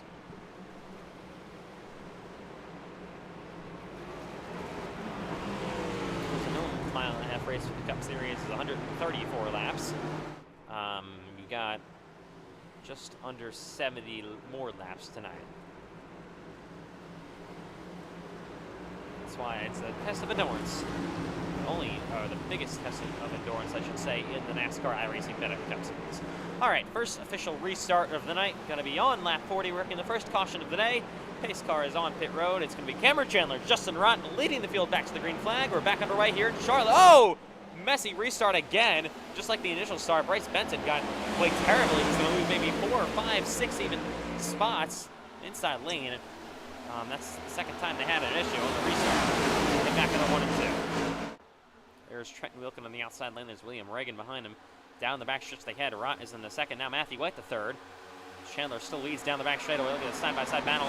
Henry Stacy to the inside of Trenton Wilkin.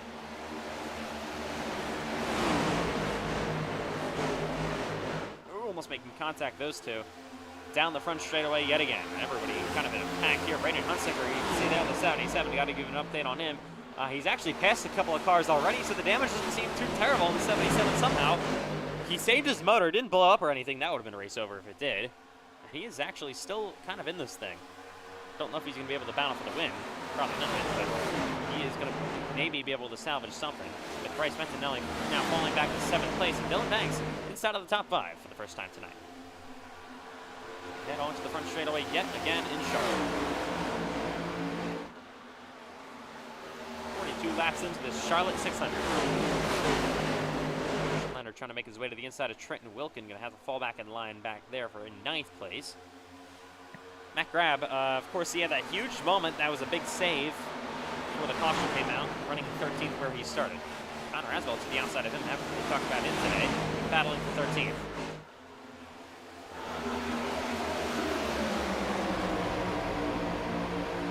Sun setting here at Charlotte. Beautiful, beautiful night for a Charlotte 600 here in the Cup Series.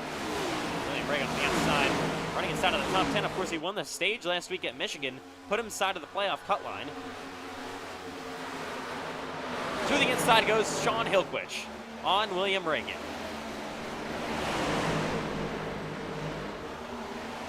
Ooh, the wall slightly. Connor Asbell there ahead of the 0-1 of James McKinney. Then he got Matt Graham trying to find his nose back in there. Once again, the outside lane. Oh! Malone is in the wall hard on the back straightaway. All by himself. Oh, he's going to save it. Will stay green. But Jacob Malone takes a hard shot to the inside wall. Not really sure what happened there. Got completely loose all by himself.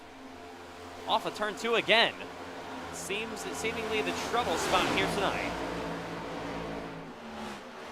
We obviously stay green. Didn't even go fully around. Just got loose on the inside, hit the wall. Stays out of the way. We stay green. That is a big moment for Jacob Malone. Of course, probably one of the favorites to win this race. We'll take a look where he is. There he is, currently running slow on the back straightaway. Hoping for a caution, probably trying to limp it around. But he is very, very slow. The driver that started inside of the top 5, and of course your winner 2 weeks ago in Michigan. Matt Graham trying to make his way to the inside here on William Reagan. That is for, I believe, 11th. Grab will have the spot, and now you got Andrew Stacy. William Reagan now got some good spots off pit road. Maybe starting to fall back. Ashton Miller, of course, he's really not having the greatest of nights. Battling outside the top 10. Hathorn making his way to the inside of Andrew Stacy here. Side by side, back down the front straightaway. Malone goes a lap down. I believe Rodriguez is also still on pit road. I don't know where Malone is. He's on pit road. He might be done. Rodriguez trying to repair some damage. He probably will be back on the racetrack sometime soon. After he does all that. Okay, William Reagan to the outside here on Ashton Miller, but that's a huge moment, of course. Miller going to send him out, and they're going to clear him. John Butler as well. William Reagan is falling back through the field. But, of course, like I said, a huge moment there for Jacob Malone. So unfortunate. He was running inside of the top 10. Just gets loose all by himself. Doesn't spin out, but he hits the wall and damages his race car, and he's on pit road currently. Out of the race for the win, at least. William Reagan really dropping back through the field. Not really sure what's going on with him. Like I said, Malone probably was going to be one of those contenders for the win tonight. That car was quick, and he may be out of it already. We're close to the quarter way through this race, and now Seven Hathorn shoving the 96 of Andrew Stacy back into 1 and 2. What is he doing? Nearly wrecks him, and now they're going to be almost crashing. Oh my God, what is Seven Hathorn doing? That was pretty pathetic. And they are going to, they're wrecking. Oh God, what is he doing? That was horrible. Seven Hathorn, absolutely pathetic by the driver of the 18. And we did not need that. Second caution of the night. Yeah, drivers are furious with 7 over the radio. I mean, that was awful. He should be parked. What are you doing? Honestly. Pathetic. We're only 50 laps into this race. You're just pathetic, honestly. Sorry, that was awful. I have never seen anything so stupid. Just completely, and he didn't even dump him. Andrew literally saved it, or it just ended up causing issues behind him. Just, yeah, obviously drives it into the corner to intend on wrecking him. Luckily he saves it. John Butler got sideways as well, and so did the 50 of Havrilla. And it'll hurt Havrilla and Butler's races. Run along with Connor Havrilla here. We're a quarter way through this race, 50 laps into the Coca-Cola 600. Obviously, they have to check up there, then they kind of all check up there again, and then they ultimately end up wrecking. And what? Like, I just don't understand it. You're 50 laps into the Coca-Cola 600. 151 to go. What are we doing?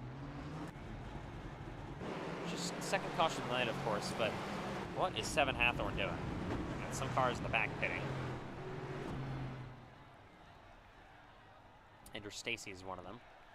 Braden Hunsaker as well. He's trying to repair some damage. Jacob Malone's still in the pits.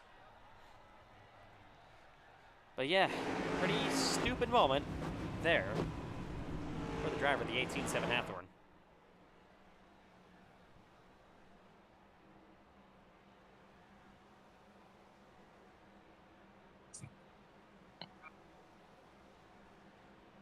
All right. All of a sudden, darkness is starting to come on here at the Charlotte Motor Speedway. Sun is kind of setting in the distance. This is also going to change track conditions tonight. We got cars on pit road.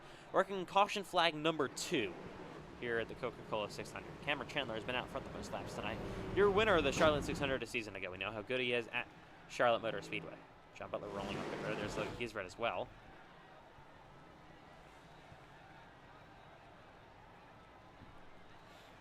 Man. 7 Hathorn. We'll come to the choose this time. I mean, it's just, it doesn't make sense to me. We're a quarter way through the 600. Still got such a, we literally have over a full normal mile-and-a-half race left to go. Like, we're not even at 134 laps to go yet. And 7 Hathorn just dumps Andrew Stacy for no reason. Actually, didn't even dump him. Andrew Stacy actually ended up saving, and then it spun out 2 cars behind him. So I just don't understand the logic with that. It makes no sense to me. But we're going to be underway here, lap 53 again in Charlotte. Caution flag number 2.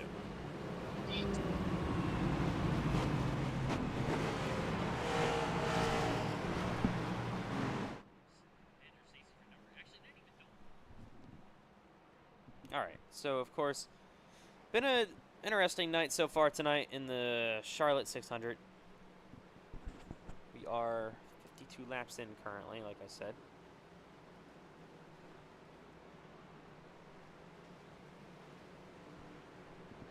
Still a long, long, long ways to go in this one. Not even close to being over. Like we said, gotta be sticking around all night long. It's the Charlotte 600. Such a long day. And we're gonna be restarting on lap 53 here at the Charlotte Motor Speedway. Cameron Chandler, Justin Rott once again leading the field to the green flag. Gonna be our second restart of the day. Side by side through the Geico restart zone they will go, and back to green. Kind of a bobble there on the green flag here. Once again, I think that's the first time they really didn't have any huge issues on the inside for the restart.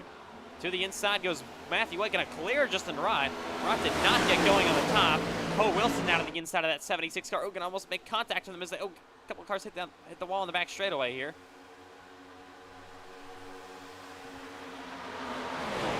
Wilson now trying to make his way to the inside of Justin Rott here. We got a car way up the racetrack. Christian Leonard got really loose. He will hang on to it as they head on to the front straightaway yet again. Boston makes his way to the inside. He's currently running in 12th. Coming outside once again. Here comes Hillquich to the top of the racetrack to try to clear Dylan Banks, his teammate side by side.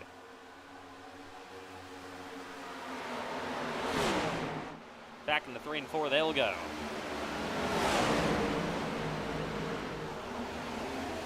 Banks still to the inside of Hillquich as they roll down this front straightaway at Charlotte.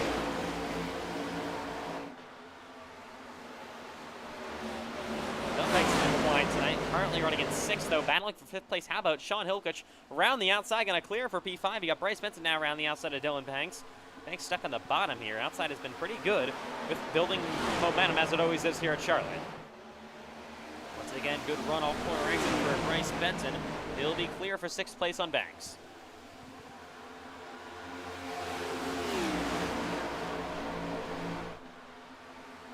How about the owner, Jamie McKinney, back to the inside here.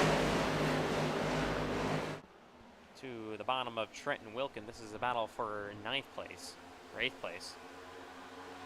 Bryce Benson now and Sean Hillquich. This is for 5th. To the inside he goes.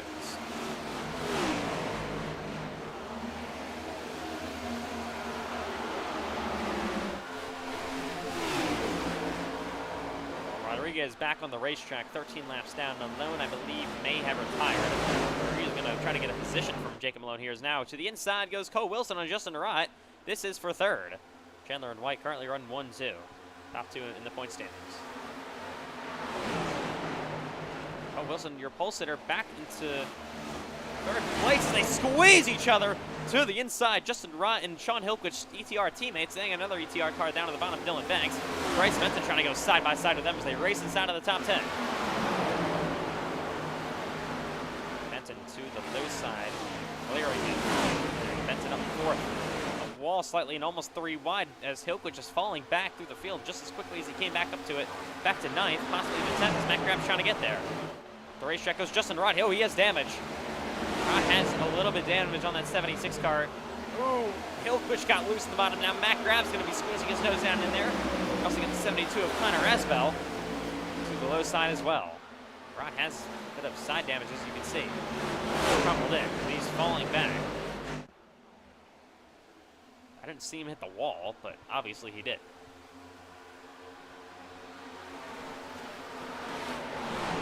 McKinney now trying to battle here on Dylan Banks.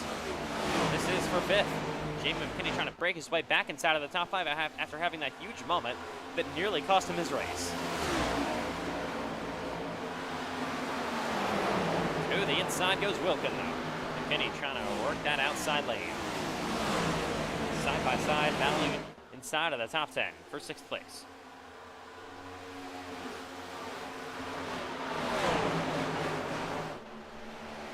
Got Connor Aswell back there now inside the top 10. You got Cole Clausen back there as well, trying to pass Rott for 11th. McKinney got loose on the outside. He's going to maybe lose 2 spots here as Matt Grab and Trenton Wilkin go to pass it. Back to the 8th. Here is Rott, again, still falling back. We've got Hathorn and Leonard back here as well. He's going to check the inside lane. He is really, really slow. As they head down the front, back straightaway. Gets passed by Miller. Then you got Hathorn in the 18. And there is the 5 of Leonard, the 77 of Hunsaker. How about Braden Hunsaker? How is he still in this race after hitting the wall pretty decently? Currently inside of the top 15. Rott's going to fall back to 16th here. That 76 car has big issues. Fortunately, he started inside of the top 3, was running really good, led a couple of laps as well, and then now, with damage, falling back through the fields. Yeah, I think the main issue is, you see this thing go up the racetrack, I don't think he can turn. I think he's really, he's got, I think bent the toe or something, and that thing is just giving up on turning. He's got to lose 17th here. Logan Giesbrad. Andrew Stacy on the inside of Zane Rahman. Jacob Clarino running in 21st. Down the backstretch, Wilkin now take the spot back away from the 0-1 of McKinney. McKinney, or I should say Matt Grab to the outside here on Dylan Banks. Battling inside of the top 5 now.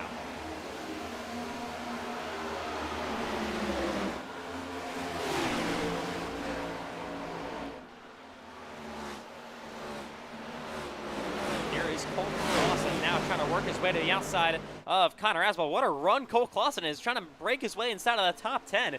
We knew this 71 was quick with being top 5 in practice, but man, he is inside of the top 10 already. They're starting in last. That 71 of Cole Clausen has speed. We know he was confident heading into this race tonight in Charlotte, and it is paying off so far tonight.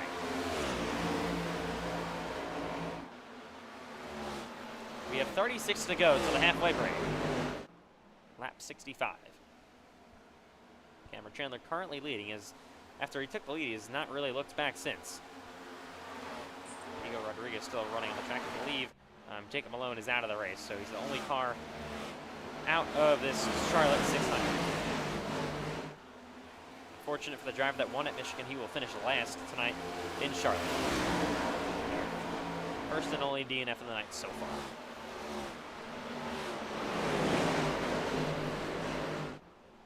Matt Grab is marching his way through the field. He's on the back bumper of Cole Wilson for 4th.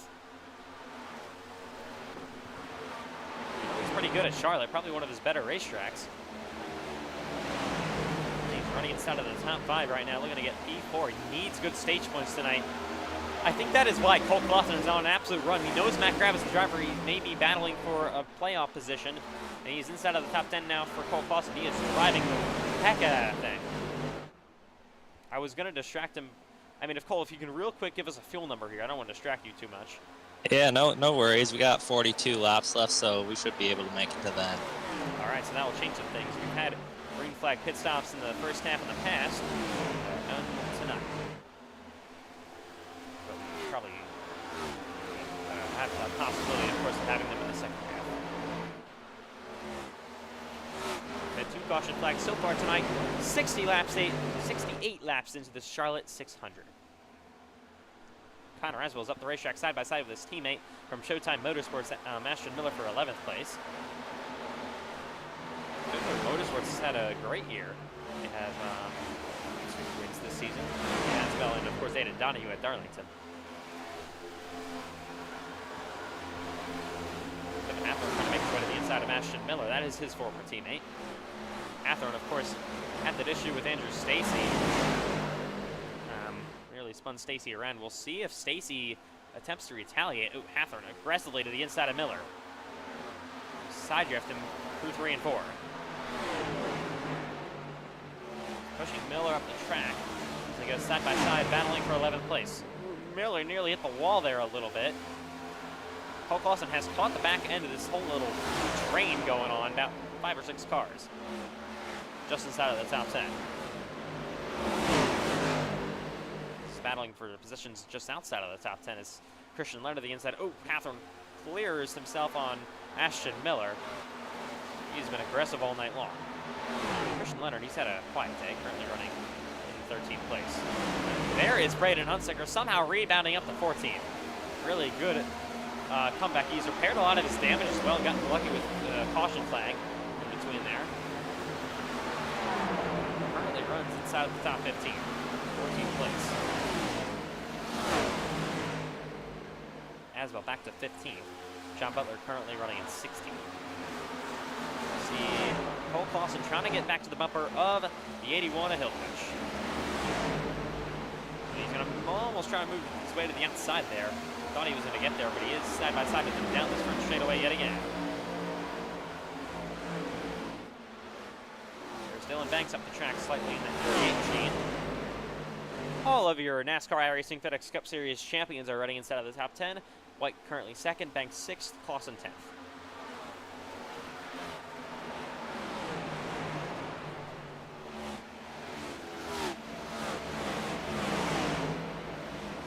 NASCAR iRacing FedEx League's longest race we have.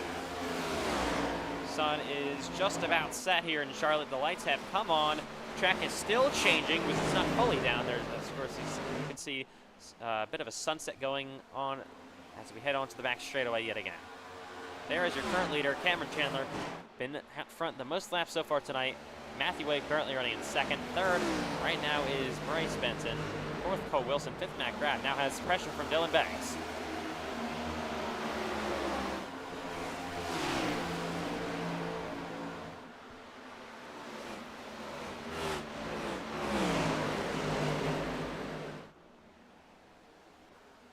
Banks going to try to drive up to the back bumper of him, but he's currently stuck in a bit of dirty air. We've seen some pretty good racing all day long, even with the whole dirty air effect with this new next-gen car. Wilkin, he's going to have a good run here on corner exit on the 01 of McKinney. Where is he going to go? He had nowhere to go. McKinney blocked. Oh, he's going to almost get blocked to the outside lane, but he is now to the top of the 01 of Jamie McKinney, battling for 7th place. Wilkin also needs a good team stage points. So does Hillquist and Cole Clausen. Cole Clausen now to the inside of the 81 of Hillquist slightly. Side by side down the back straightaway. Wilkin and McKinney. Wilkin to the outside. He'll clear on the 01.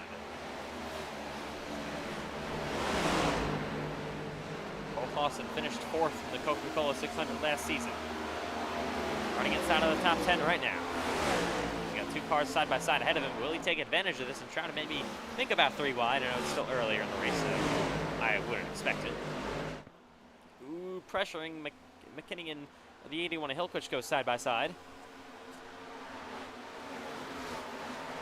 Rod has fallen back to 23rd, like we said. Still on the lead lap. But he's obviously going to be looking forward to this halfway break caution. Here we go. McKinney had a bit of a moment now, and Cole Clausen will clear for 9th. Of course, like Cole said, we are good to the end of the stage on fuel. There is your leader, Cameron Chandler. Here's Justin Rod, still with that damage, trying to limp it back around. 24 to go to the halfway break. Charlotte.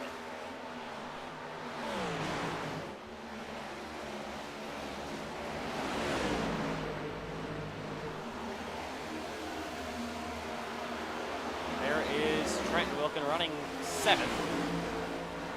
He's got Matt Grab ahead of him. He's currently in 6th place. Then you got Dylan Banks in that 48 running solidly in P5. He's going to try to catch up. Actually, Dylan Banks just passed Matt Grab. Grab falls to 6th. Banks trying to catch the back bumper of the 22 of Cole Wilson for 4th place. Cameron Chandler still leading in Charlotte. There's Matthew White back in 2nd. Like I said, still 3rd, Bryce Benson. But we have a new challenger inside of the top 5. It is Dylan Banks. He's closing on the bumper of Cole Wilson as they will battle for 4th place.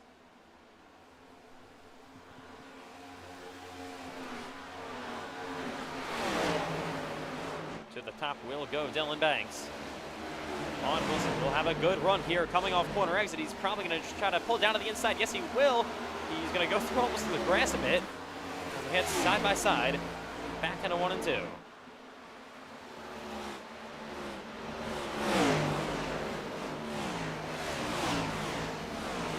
Door to door, heading down the back straightaway, side by side between Dylan Banks and Cole Wilson. Wilson gets a good run off corner exit to re-clear that 48. Banks trying to drop him inside of the top 5. Bryce Benson's falling back here. He is starting to slow. He's getting caught by both Wilson and Banks. Matt Grab trying to come into this battle as well. With 20 to go to the stage.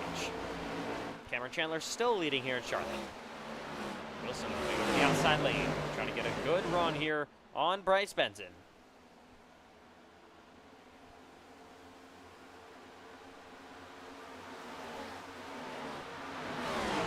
Benson, all of a sudden, he's losing pace.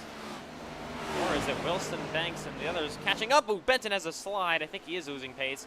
Got loose off corner exit, and he's got Cole Wilson all over his back bumper. As they head back into 1 and 2.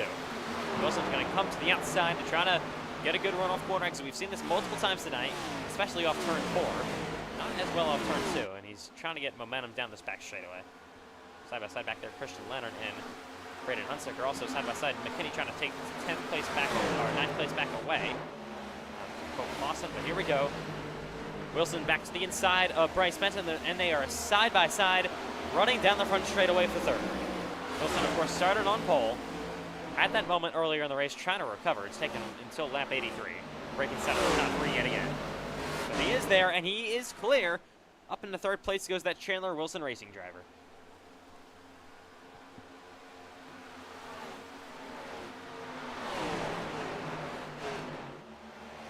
Wilson gets a bit tight there. It looks like he's going to have the 9 of Benson on his bumper yet again.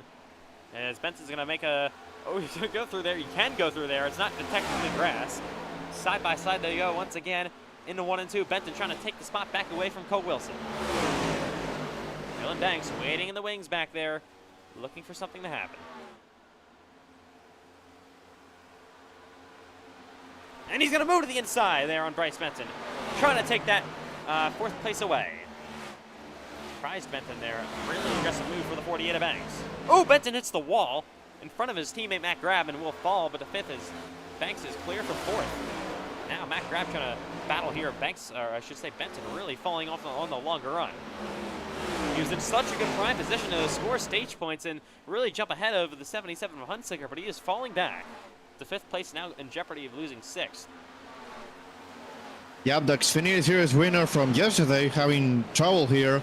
A lot of speed from the number 9 Chevrolet, but that long run speed will have to be improved for the 2nd stage. Of course, as Richard Cherry now joins the booth, a little bit late here, but better late than never. Of course, Cherry, we've had 2 caution flags so far tonight for incident. We're on lap 86. They are good to the end to make it on fuel. On the stage, Justin Rod, of course, slow after hitting the wall. He started 2nd, led a bunch of laps earlier in the race, and Cameron Chandler has led the most laps so far tonight.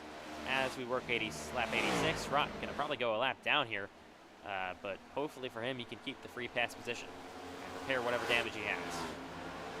Yep, Cameron Chandler reported to me earlier that his car felt, even in clean air, it felt tight, so Let's see if he can solve it for the second stage, because he might get caught in traffic, and this car, the next gen car, is really bad in dirty air. Here is Dylan Banks to the inside of Cole Wilson side by side. That is for third. That long run strength playing out for Dylan Banks. That's how he won the championship at Kansas last season, with a great long run speed. And this race kind of plays in his favor, because long runs, and he's the master of it. Whoa! Justin Wright in the way of Cole Wilson. That lap car up the track. He goes into the wall again slightly. Just trying to do everything he can to survive to the end of the stage. Dylan Banks down to the outside, trying to squeeze his way there on Cole Wilson. Side by side once again, battling for third place. And they're going to be door to door down the front straightaway. Actually, former teammates, or actually not technically former teammates. Wilson was on ETR for a short stint, but this is Banks' first year for ETR, and he's up in the P3. That grab just got around Bryce Benson, that's for fifth. And here is Sean Hilquich, and look at this mess. The 876 of Rot still slow in the bottom.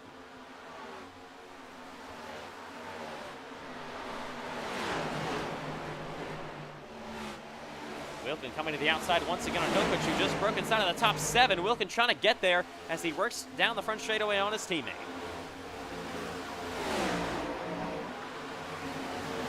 Ooh, Wilkin hit the wall ever so slightly. There is 7 half off the track. And currently inside of the top 10 now. He just got around Cole Clausen. Ooh, a couple cars hit the wall.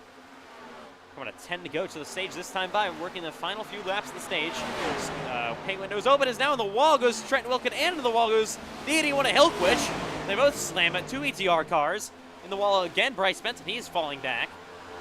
He is now in jeopardy, even possibly, maybe if it somehow happens, even losing a position at stage points. Back to 6th, and he's got 7th, 8th, 9th, and 10th on his bumper. Big run going to be coming here for Sean Hilquich off corner exit on Bryce Benton, who is really, really falling back. And now to the inside, 7 Hathorn on Jamie McKinney for 9th. Cole Clausen trying to follow his way in there.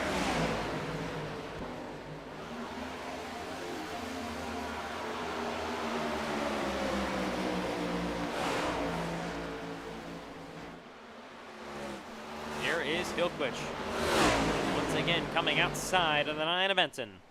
Ooh, Benton gonna put a slider on him. Hilquich hits the wall hard. Bryce Benton just didn't understand that he wasn't clear there, I guess.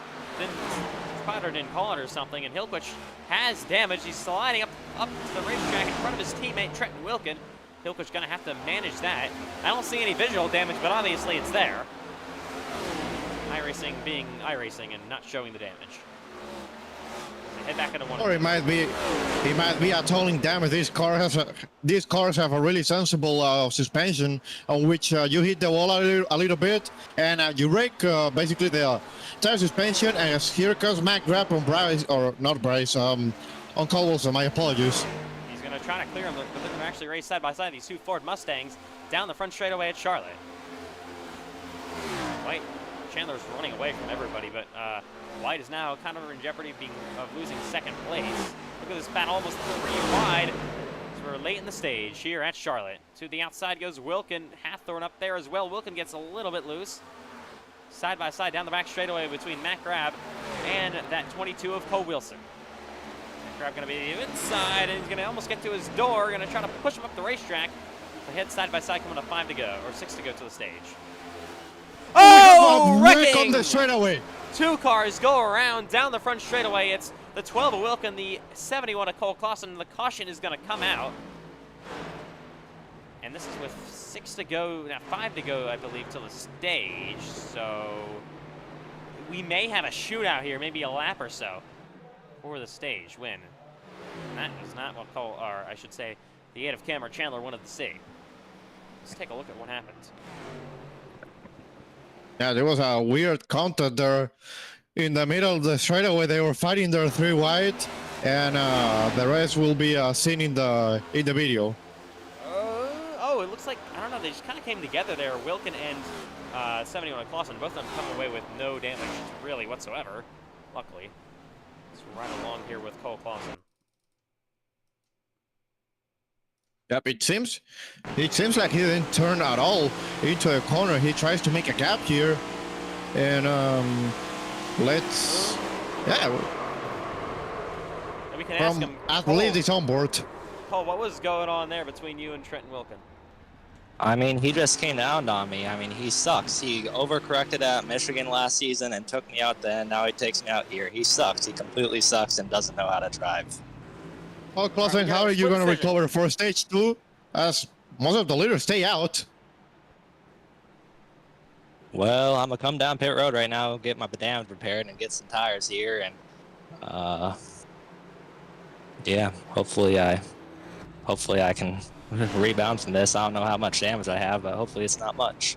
Justin Rock gets the free pass. He'll be back on the lead lap. Actually gets really lucky here. You're going to have 2 caution flags with the stage coming up to fix it. So I believe Matthew White and Bryce Benson, they both pit. So does Matt Grab. Chandler Banks, Wilson, they all stay out. So kind of a split decision. A couple of the top 5 contenders pit.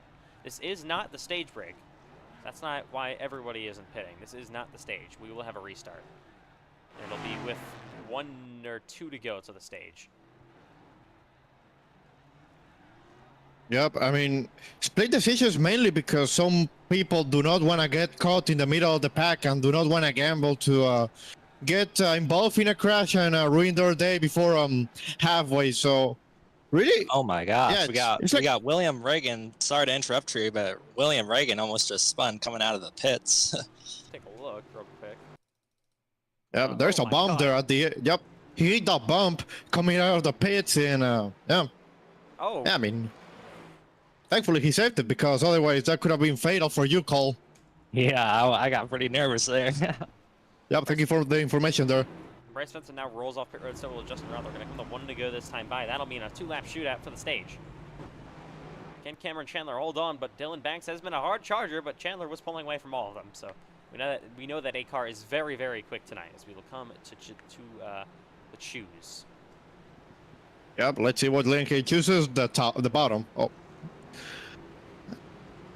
Top, bottom. A couple cars go top. 2 cars go bottom. Goes to the top, bottom from the front of the field. Here's Matthew White back to what? Outside the top 15, I believe. Matt Grab there as well. There's Bryce Benson back to 23rd here on the restart. All right. Going to finish up the halfway point here, and we will finish up the stage here in Charlotte. We're going to have 2 laps to go till the halfway break. Interesting to see what Dylan Banks can do on this restart. He probably has tires in a better state than Cameron Chandler because we saw him making progress before that caution. So let's see what the driver, the number 48 Toyota, can do. We are working caution flag number 3 here in Charlotte. Of course, the stage break is coming up, so that'll be our 4th caution of the night. Nearly 100 laps in. Top 10 all get stage points. This should be interesting. Will the drivers on fresh tires come back through the fields? This should be pretty tight. Got to hold on and watch. 2 to go to the stage. Stage points for the top 10 up for grabs and a playoff point for your stage winner up for grabs as well. What kind of restart will Dylan Banks get on the outside lane? We're about to find out. Inside has had some issues on the restarts tonight. As we got 2 to go to the stage here in Charlotte. Not a great. Oh, we got a car wrecking. As they crash in the front straightaway, caution going to come out. Through the grass goes Matt Grab. This will end the stage. It actually wants to work. There we go. Caution is out. There's Zane Rahman getting turned around. So is the 09 of John Butler. This will end the stage here in Charlotte. We'll take a look at what happens. That was a really weird incident with blinking from John Butler. Not much that can be explained besides that blinking, or maybe it was a mice. Yep. Oh yeah, he blinks completely, and then that's yeah. I don't know what really happened there. A lot so in front of some good cars. Connor almost got a piece of it. Oh, and Andrew Stacy got a piece of it there. And the 11 Rodriguez got a bit of it. Rahman spins now. Let's take a look on board here with the 1 Rahman. This is of course the halfway break.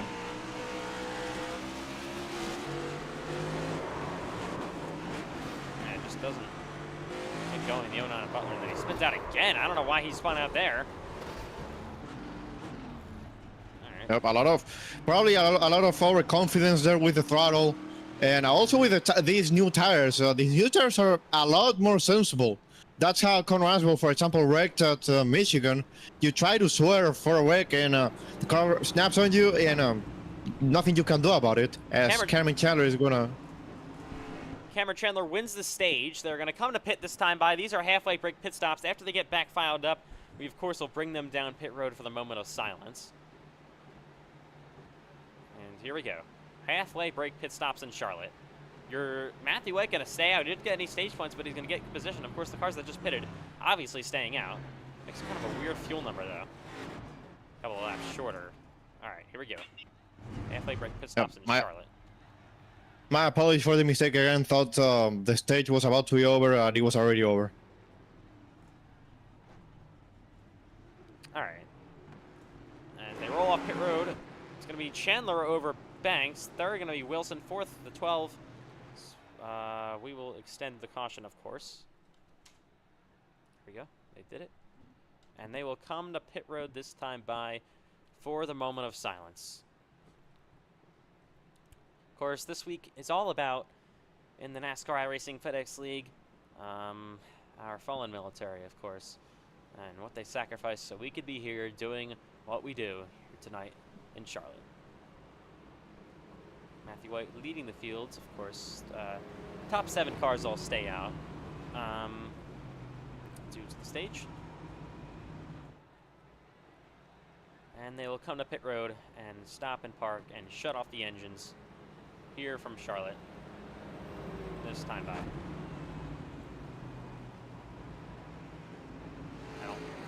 I don't know why they're not coming down pit road. And they're messing some things. All right, so we still got cars on pit road. That's why. Okay, we're gonna do another lap then. Okay, drivers are still on pit road for some reason. There's Justin Rod as well. There's Andrew Stacy rolling off. Same thing in the 76 Rod. Apologies for that. We'll come to 3 green this time by. We'll choose right after, I believe, we come off. So Zane Rahman's going to roll off here. There's John Butler, so apologize for that. It'll be this time by. We didn't really expect to have cars repair damage and this really to happen, so.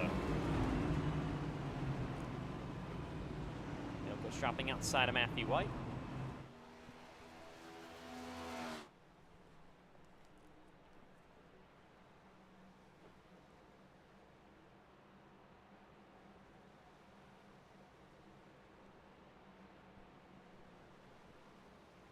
And of course they will drop to the pits this time by. And we'll have about a maybe 20 or 30 second moment of silence. We will, of course, pay our tributes to all those fallen soldiers in the United States of America. That's why we're running patriotic paint schemes this weekend. That's really the theme of the week. I know it's not officially Memorial Day, but still a tradition of the Charlotte 600.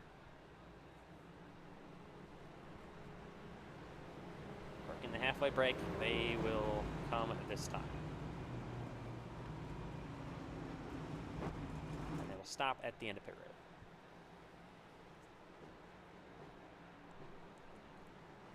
Hope to God that can do it without crashing. And they will, of course, shut the engines off for about 30 or so second moment of silence here at Charlotte.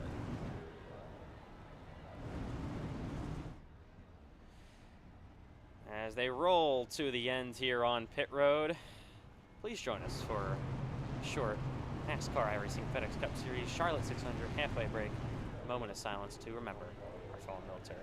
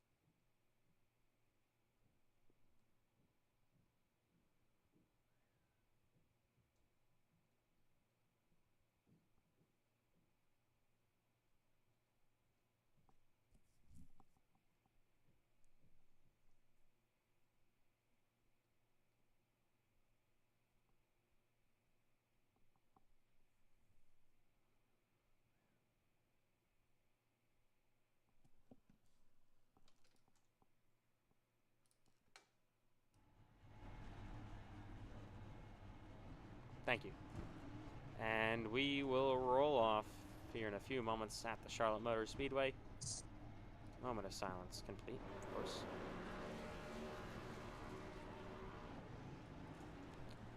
Alright. That's what this week is all. I don't know why Hilkwich is not rolling off. Actually wants to get fired back up. There he goes. Of course, this is what this week is all about. Our fallen soldiers, fallen military all around. And we love to honor them here in the NASCAR iRacing FedEx League.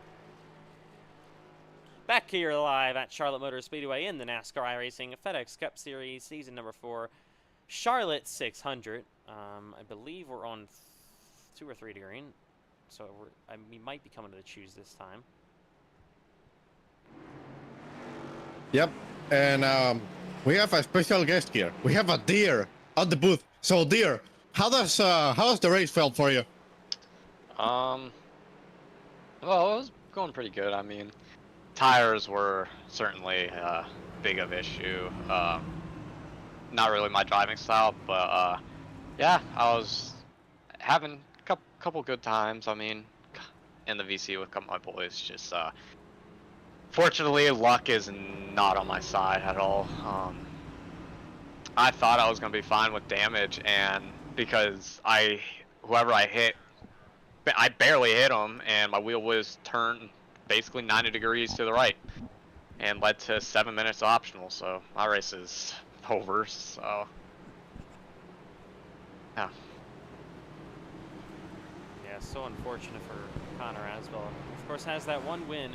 The shoes this time by that one win this season at Fontana. Ever since then, it's just been absolutely abysmal. And he is our third DNF of the night. There comes Zane Rahman back on the track. He's multiple laps down as well. He's still rolling. I'm sorry, second DNF. I hope best of luck to all these drivers. I certainly don't know when I'll be back, but yeah. Fortunate for Connor Asbell, but we'll be underway here once again on lap 105 in the Charlotte 600. Still a long ways to go in this race. Going to be 96 remaining when we come back to the green flag here at Charlotte.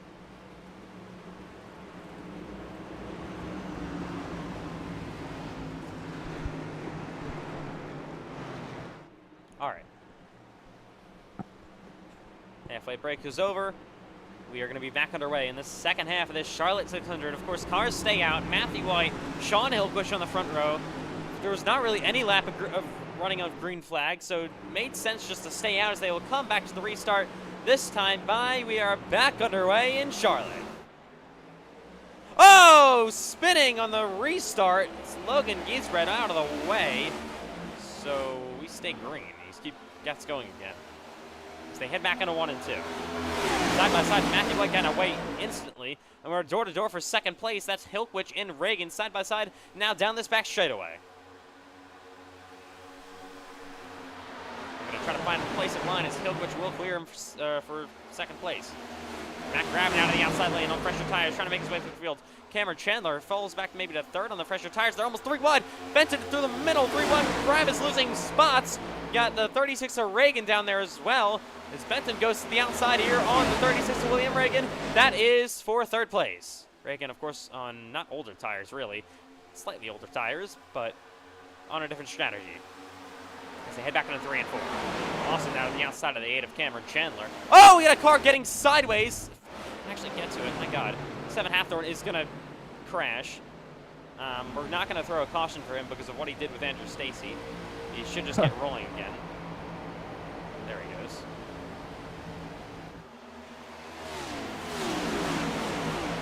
He's rolling again. Yes, he is. Down the front straightaway. As they head on to the backstretch, here is Benton to the inside of Hilkwich. Battle for second place. Bryce Benton, of course, now ahead of Cameron Chandler as they come to lap 108 in the Charlotte 600.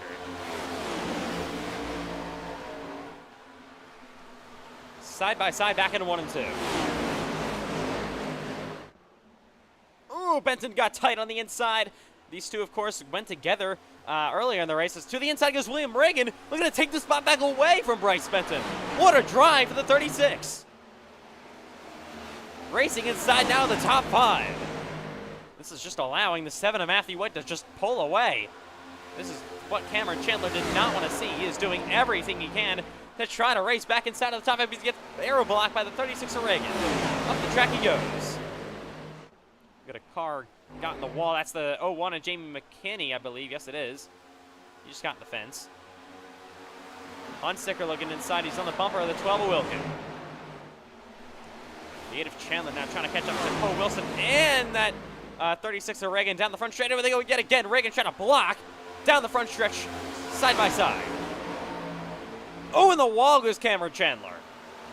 He is really, really not having a good time as now the 71 of Cole Clausen to the inside of the 8. Clausen trying to drive his way up inside of the top 6. Ooh, big bobble for William Reagan. With Cole Wilson on his inside. Chandler has just been really, really fighting to try to get back inside of the top 5, but really has not had an easy time with it. To the outside he goes yet again, clearing Clausen to the bumper, maybe gonna check it 3 wide here on Cole Wilson and William Reagan. Back into 1 and 2 they will go. Side by side. Up the racetrack they go, side drafting each other, almost making contact a bit down this backstretch. Chandler, the dominant car of the night, trying to re-clear that 22 Wilson, your pole sitter. Clausen looking to the inside of William Reagan as well.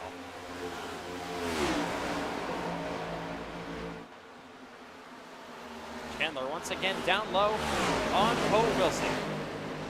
Ooh, Chandler gonna clear up on the 22. That was nearly contact. But they both keep it off of each other as they head onto the back straightaway yet again. Yep, Cameron Chandler now will try to catch Bryce Benton, who has been fighting with Sean in the 81 all stage long for now. I might be a little bit concerned about the tires for the 81 on the 9 if we go into the long run, as we see a lot of contact there in the group of Dylan Banks, William Reagan now, Trenton Wilkin, and all these people. What a great recovery by Braden Hunsaker, finally inside of the top 10 again after having that wreck early in the race. Repaired pretty much all of his damage, somehow got saved with no engine blowing. Thought that for sure his motor was going to explode after hitting that wall. But somehow he's still rolling and he's got that thing pretty much repaired. Maybe some damage we can't see or anything, but mostly okay for Braden Hunsaker after having an early wreck. Ooh, up the racetrack goes Connor Havrilla. Matt Grab going to go to the inside. They're almost 3 wide, trying to squeeze each other with Trenton Wilkin up in the outside lane as well. Christian Leonard looking on the inside of Matt Grab. Oh, he almost door slams that 53. Side by side. Grab falling back through the field. The 01 McKinney Matt Grab currently back to 13th where he started in this race. Coming to lap 115. Matthew White actually starting to get ran down by Hillwich, but how much is Matthew White saving? Chandler, of course, clear of all of them. He's back to 4th.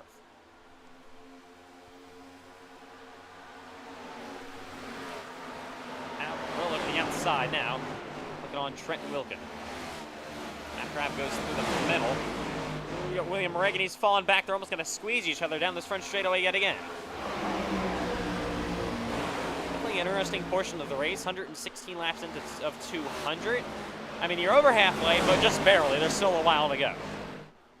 Ooh, he's now Reagan pulls to the outside of Havrilla once again, battling side by side for 10th place. Good move by William Reagan to keep the spot inside of the top 10 now. Havrilla's got the 5 of Christian Leonard, who's outside for 11th. He's going to slide up the racetrack, almost the door, Leonard. Side by side down the front straightaway, Leonard is clear into P11. Here comes Matt Grab, looking inside of the 50 of Havrilla. Another position looking made by Matt Grab. Ooh, Grab's going to slide up into the nearly to the door. Got McKinney back there running in 14th. 15th place, Justin Arad. He repaired a lot of his damage. Got a couple of yellow flags at the stage break, and he is back in this thing. Yep, let's talk about a little bit about Justin Rod, because he has run some Xfinity races in the last few months. He actually won his debut at Fontana.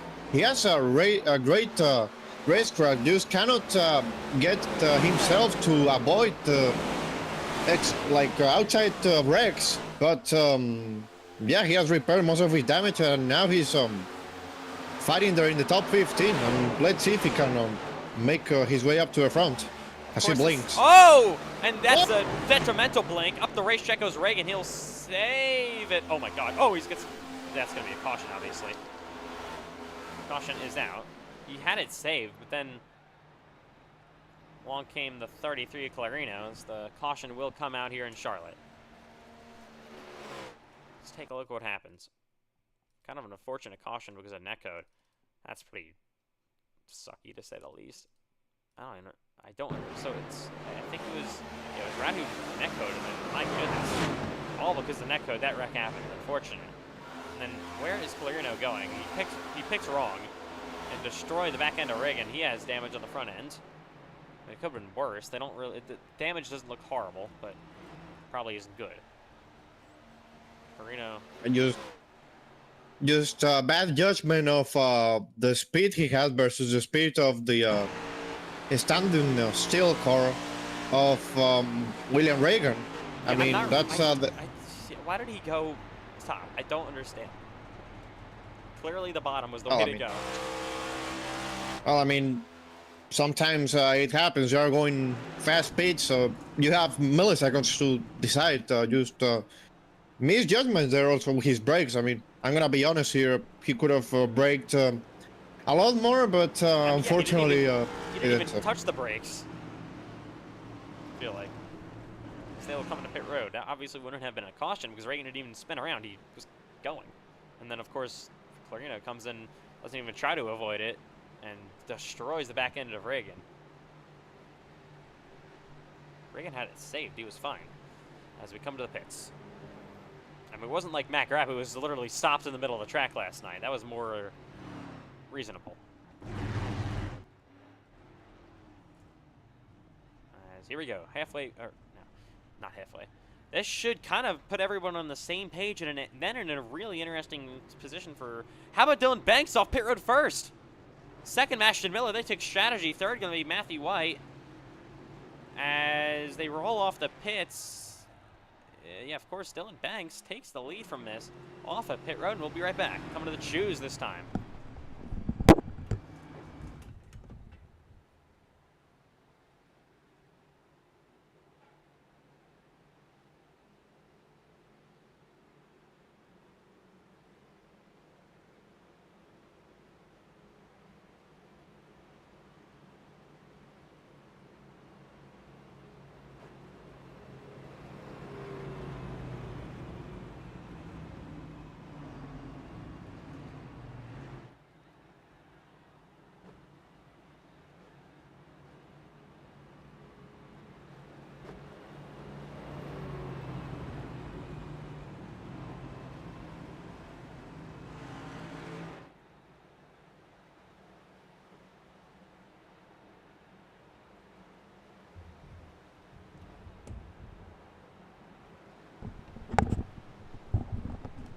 Banks chooses bottom, Miller outside, White there on the front row, second row as well. Came to the choose. Interesting time to pit. There is, 79 or so to go. Cole Clausen, what's our fuel number right now? I got 68 laps of fuel left, so we'd have to save, like, I think a little over 10 laps maybe to get to the end, so... I was thinking about that, but I was like, nah, that's not going to work at all. So, yeah.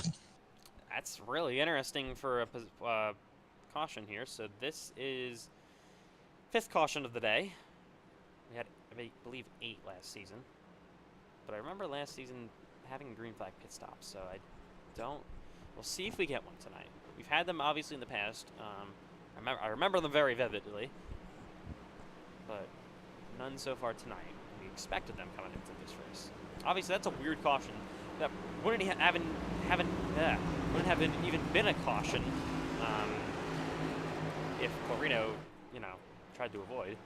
Obviously, he didn't, so it was a caution. All right, restarting here, lap 123 at the Charlotte 600. Yeah, Dylan Banks and Ashton Miller, who took 2 tires in that stop. Let's see how it pays off. Here we go. Tires haven't been the biggest deal tonight, I don't think, but we're back underway. Good restart by Banks. He's going now. Matthew White going to be clear maybe for second. Yes, he is. On the 81 of Hillquitch up the racetrack. Ashton Miller did not get going. He's had a subpar night, to say the least. Just trying to do strategy and doesn't really pay out. Banks leads down the back straightaway. Back into 3 and 4 they will go.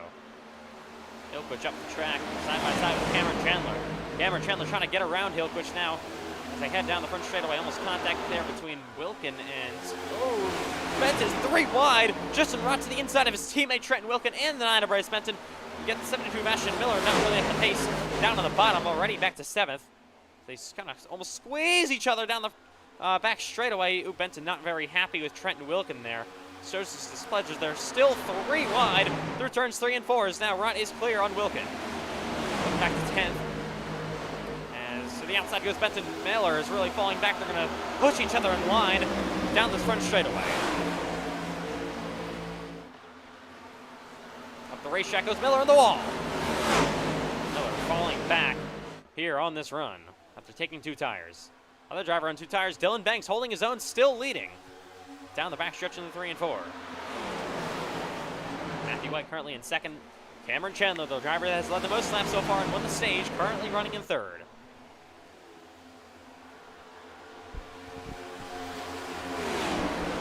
First, Matthew White missed out on stage points, and that's going to be a good gain on Cameron Chandler.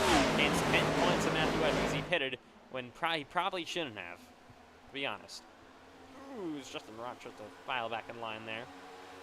There's Leonard and others pulling inside. Drake going to make it 3 wide for a second as Hunsicker moves up the racetrack. We get Benton completely sideways. Bryce Benton saves it, but Cole Clausen had to follow him through. They're 4 wide for a second. Benton was able to save it, and he's very slow now. They're going to catch up to him. Obvious, no reason for a caution. He didn't spin or anything. But Bryce Benton is going to fall back to 16th, I think. He saved well, I fell back even farther because I had nowhere to go. So I think Christian Leonard got into him, and he was racing really aggressively. So you can go find a hole and dig it.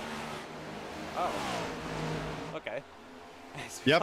Cole Clausen is not really happy. So was in the grass there for a little bit, and yeah, now he's all the way to the back. I mean, I'm in 20th place now, stuck in this dirty air when I was running the top 10 before, so I think I should be mad, but we'll just have to fight our way back to the front. Look at Justin Rott. Driver. Justin Rott is driving his way to the field. He's inside the top 5. I mean, man, this car, we knew he had pace, but he is on an absolute roll, trying to get 4th away from his teammate, the 81 of Hillquitch. 3 ETR cars run inside the top 5 currently. They won the All-Star race last week, and they won at Michigan. Yep, I think you don't expect too much short run speed from Justin Rott, but he's showing it right now. He's up to the top 5, like you mentioned, Ethan, and he's fighting the 81 for P4. Let's see if he can catch the leaders. He's there to the door of Hillquitch, side by side, once again down the front straightaway. We'll see it. Bryce Benton in the 9 can recover. He's the 14th, only made up 1 spot after that near spin.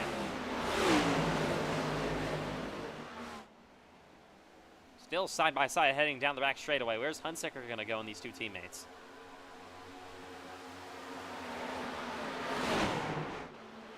Ooh, up the racetrack will go Hillquitch. Thought he was in the wall, but he's just trying to get a good run on corner exit. Still side by side down the front straightaway.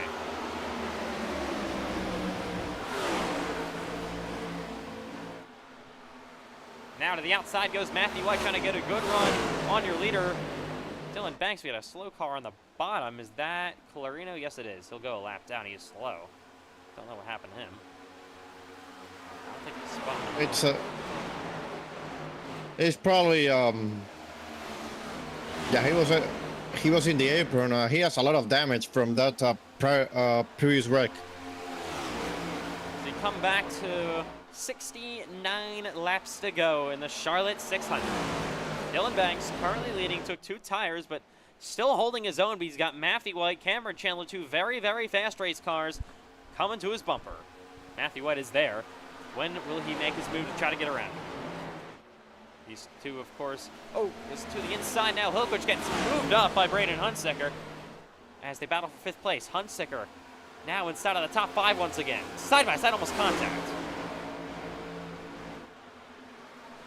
Heading back into 1 and 2. Cole Wilson involved here running 7th. He started on pole. Ooh, Hunsicker gonna try to clear himself. Was not clear. Pushed Hilkwich in the 81 way up the racetrack. They didn't make contact, but obviously Hilkwich tried to step on the brakes the best he could. Couldn't do it that well, though. They'll fall back to 7th place with Christian Leonard currently running in 8th. And here we go to the inside for 2nd place. Cameron Chandler on Matthew White.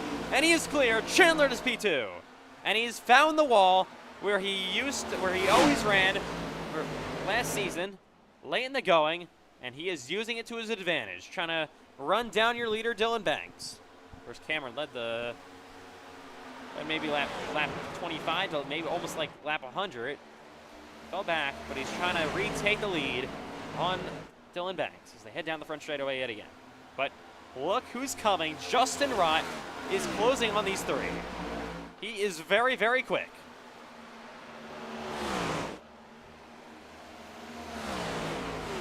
This was a normal NASCAR iRacing FedEx Cup Series 1.5 race. We'd be done and dusted already.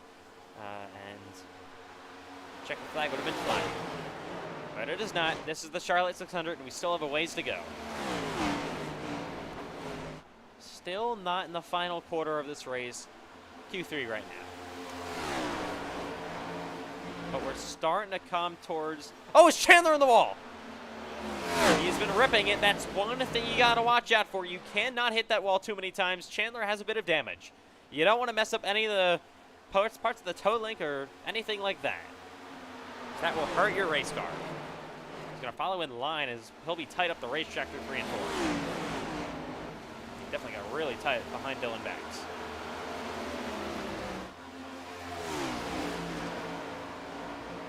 Dylan Banks still leading. 137 laps into the Charlotte 600.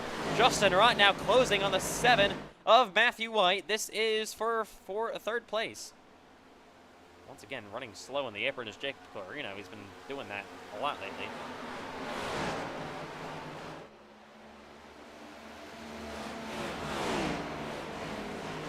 Ooh, Rott trying to close up to the bumper, and now to the inside here for 3rd on Matthew White. That's 76 Justin Rott. We knew he was quick, but not this quick. He is coming through the field after repairing his damage. Of course, he has an Xfinity Series win. To his credit at Fontana.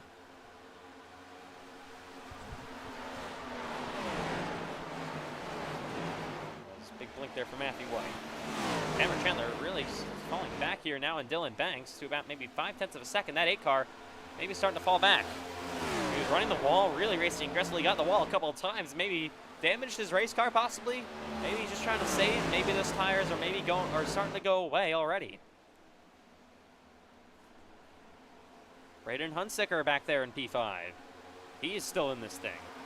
I said when he wrecked, I said, like, there's no way he's going to be in this race for the win. He's still going to keep going, but I don't think he's going to be in the race for the win. But he's inside the top 5 now, closing on the final quarter of this race. About 100 laps later. Repaired his damage.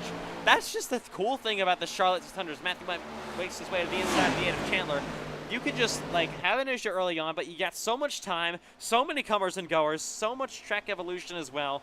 You've got a side-by-side battle for 2nd place. Matthew White trying to retake P2 on Cameron Chandler. That 8 car all of a sudden having an issue.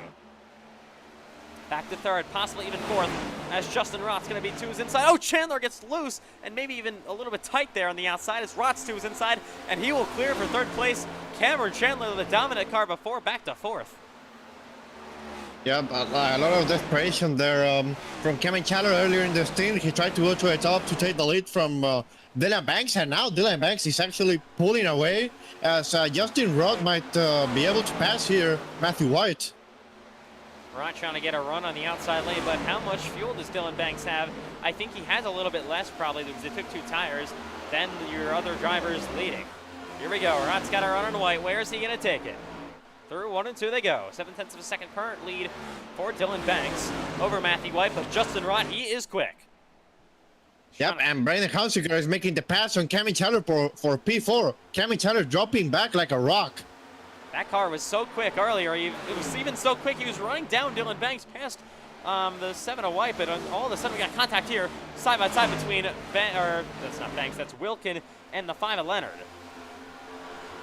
That's a battle for 8th place.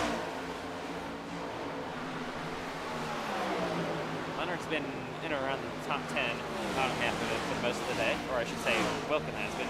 Leonard's been just around inside the top 15, but he's later in the race starting to break his way inside of the top 10. Pretty wide here almost. Hathorn to the inside of John Butler. I mean, Seven Hathorn is one of the most aggressive racers in the NASCAR iRacing FedEx Cup Series. John Butler has to be probably one of the most calm. So this is not really the greatest combination going side by side. Matt Grab back here, still in 15th. Bryce Benson made his way up to 11th, so he is starting to drive his way back up through the field as they make nearly contact down this back straightaway. And they probably still have to pit. They're about maybe 10 or so laps short. What's the number looking like right now, Cole? Is it still that? It was contact made between Wilkin and Leonard. Right now, I have 44 laps of fuel left as I'm currently stuck back here in 30 air, barely gaining any positions whatsoever. Yeah, that, of course, after Austin got caught behind Bryce Benson. None of his own issue there. I was having a great run tonight, but we are still short, maybe 10 or 15 laps. They're probably going to have to pit later in the run if we stay green. Who knows? Got 5 caution flags so far tonight. 145 laps into Charlotte. Dylan Banks is now at 0.8 of a second lead. Justin Rott still all of the back bumper of Matthew White. Hasn't made the pass, but he's trying to maybe look down to the inside lane. How much tire saving is going on as well? I mean, this is the whole game of strategy around here at Charlotte. Oh, Huntsicker got the wall. That 77 is quick. I mean, he is, sorry about that. Season 1 issue right there, but yeah. That's 77 very quick. Oh, Hillquist's gonna slide job on Cole Wilson. Makes a bit of contact with the 22. That's for 6th place. Look at this train, 3 cars in it. Second on back to 4th. Right now gonna try the outside lane, but Huntsiker's gonna be to his bottom. Huntsicker, of course, won the truck race here on Monday. Side by side down the back straightaway. Huntsicker side by side with Justin Rott. He's gonna maybe even clear him. What a run the 77 of Braden Huntsicker is on up the 3rd. That car is quick. He is on a roll after repairing his damage. Justin Rott tried the outside lane. It didn't work. I think he had to be higher. Lost the spot with all of that. And now, can Braden Huntsicker get around his teammate Matthew White? Down in the back straightaway they go. Christian Leonard now trying to fight for 9th. Bryce Benson. Leonard trying to hold on. Benson's going to push him up the racetrack. Yes, whoa. They make contact. Side by side now for 9th place. Bryce Benson is heated. He's on an absolute roll, trying to break his way through the field. How will Leonard respond to that? Probably not. Might have to run on Benson to try to get around him yet again. Maybe gonna use him up like Benson did. Ooh, 7 Hathorn trying to pull to the inside of Andrew Stacy. He'll be to the outside here, but underrated run for Andrew Stacy right now, inside of the top 15, but he's door-to-door with 7 Hathorn for 11th. Yeah, but they almost made contact in the quad oval. Side by side back at a 1 and 2. We are in the final quarter of this race, lap 150 in Charlotte. Justin Rott has started to fall off top 3. Now he's actually just gotten passed by Cameron Chandler. Short run pace was the key in the 76. Then all of a sudden on this longer run, really falling back. He's back to 5th. White 2nd, Huntsicker 3rd. Banks still leading. 50 laps to go in Charlotte. Head back at a 1 and 2. We still most likely have a pit stop to come. Chandler, though, he's actually starting to regain some speed. He's cooled off his tires, maybe. Rott's going to try to probably do the same thing. We've had so many comers and goers at the front of the field tonight. It's been really, really fun to watch. And who is going to win this Charlotte 600? Still wide open. And here we go. Trying to repass him is Justin Rott on Cameron Chandler. And he will grab 4th place back away. Chandler back to the wall. Trying to do everything he can to rip that. Chandler dominated the first half of the race, but really hasn't led ever since.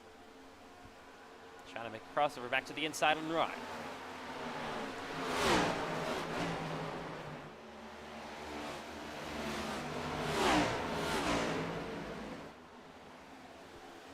And he's going to re-clear him right on Cameron Chandler.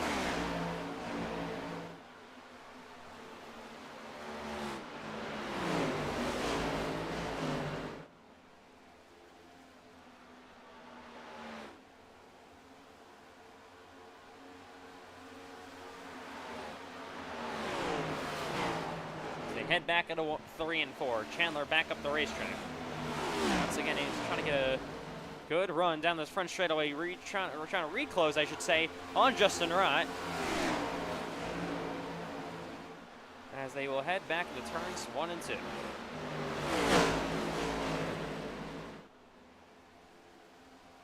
Oh, he's to the outside. He's there, side by side down the back straightaway. Off the ball back in line. Here we go. 7 Hathorn is side by side with Matt Grab, but now back to the inside. Here comes a big run. Momentum coming for Cameron Chandler. Going to carry him back around. Justin Wright up to P4 yet again.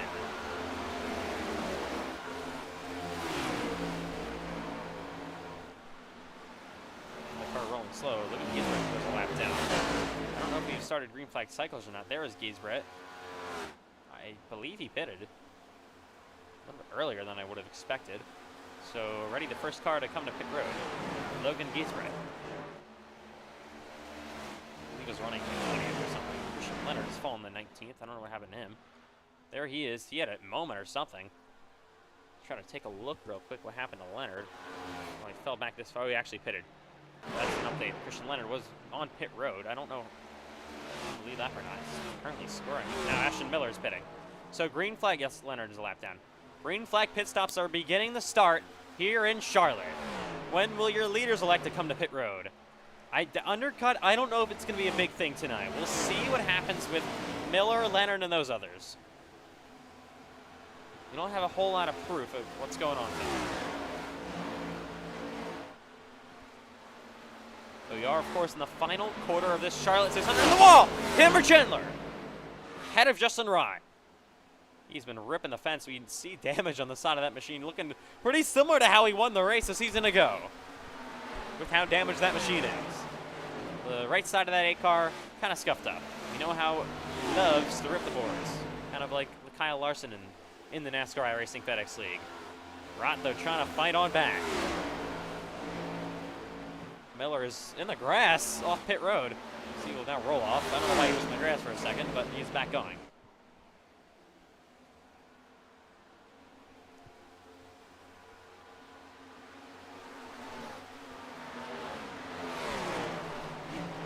Banks has had now about a 1.1 second lead to the outside. Now goes Wright on Chandler. Side by side down the front straightaway, but of course still a pit stop to come. And they're battling for 4th place yet again. These two have swapped over like 3 or 4 times, I feel like, over these last 20 or so laps. Chandler to the inside of Justin Wright. Side by side now heading onto the back straightaway. Hunsaker got the wall ever so slightly. Hillquist running good in 6th. Trying to bring it on with a good points finish. He needed that tonight.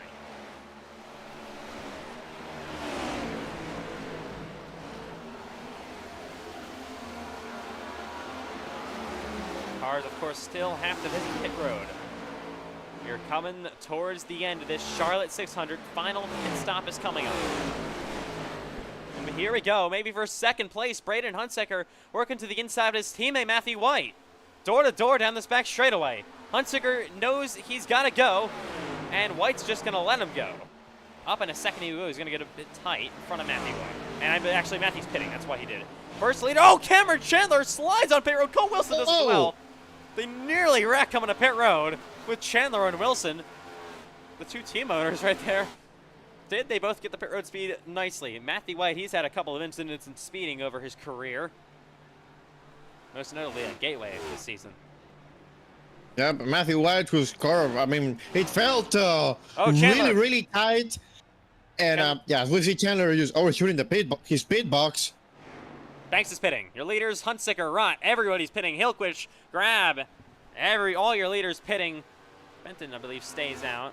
But most of your leaders coming down pit road. It's final pit stop of the daytime with under 40 laps to go in Charlotte.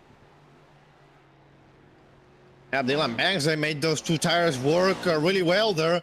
As Matthew White and Kamichalik come out of pit road, Kamichalik who didn't have too many good words about this current race car.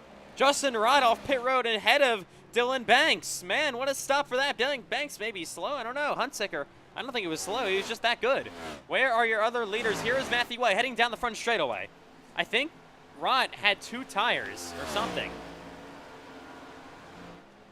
White, I think, should blow around the 77. There is Rod. He's in 3 and 4. No, he used it a pass through. Oh, he did? Yeah, he did a pass through. He didn't even pit. Okay, that is huge. Justin Rod, I thought he was going to be in an insane position for the win, but no. He's going to have to pit again. Let's take a look. Let's try to see. Oh my. What are we doing? Throw a damn caution. Caution is out. 7 Hathorn is stopped. Y'all are a disgrace. Yep, and that is really good for the top 3 who haven't pitted, and now they're gonna get the luckiest yellow on earth. Round goes the 18 of Hathorn. Spins out. Oh, Mac Rapp slams the. Oh my God. Cole Clausen absolutely destroys that 71 car. And yeah.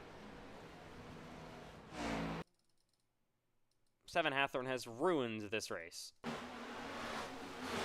angle here, I think. Oh, he just got dumped by Cole Wilson. Okay.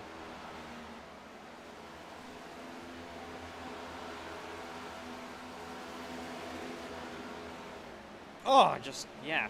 Nowhere to go for that 71 of Clausen. All right, we're going to have cars pitting here. Cole Clausen absolutely destroyed. Man, that was so unfortunate. That is not what we wanted to see. I mean, come on. All right, so leaders are going to stay out. They'll take the wave around. I should say what would be your leaders. Here we go. Benton, Wilkin are pitting.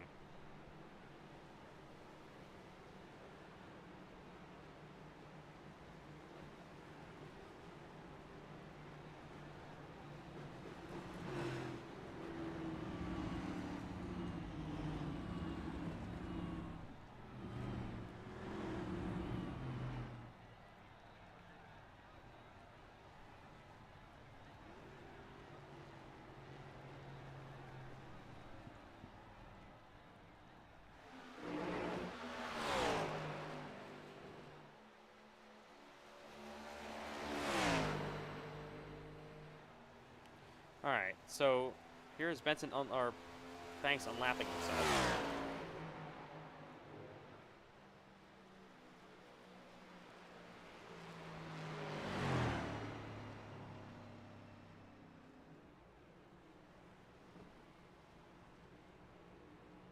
So I think, yeah. So I think Benton will still keep the lead.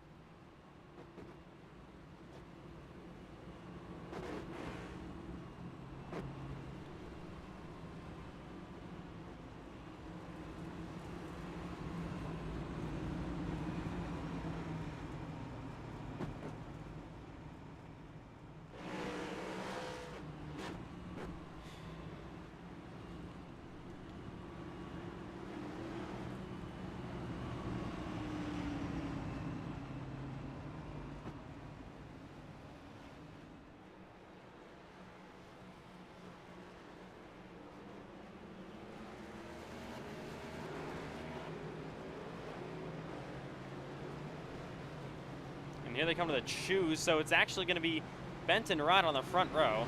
Wilkin there, we're just trying to see where everybody is. They're just trying to catch up. I don't think we're going to try to extend this, I think. We're not going to do this time. That would be stupid.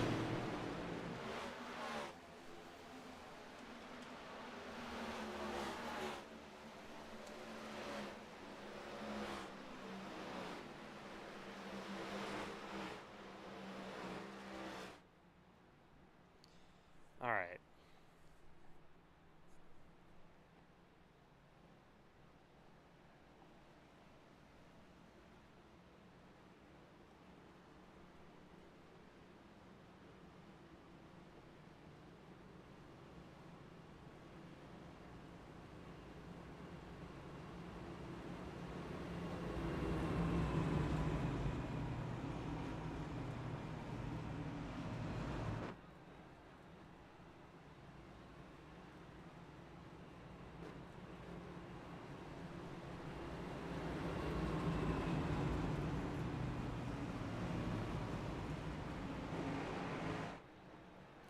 All right.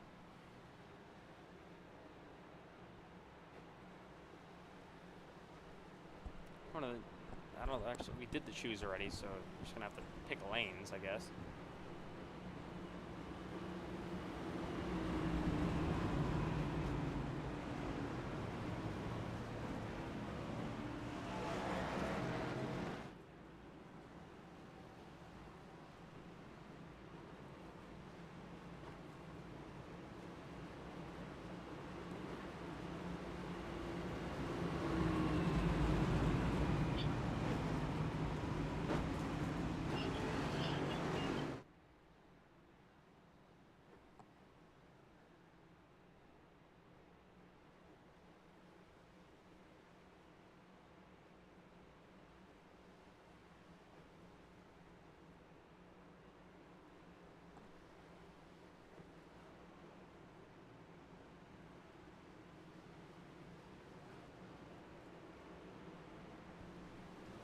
So how this is all gonna work out, unfortunate there. That was probably the worst.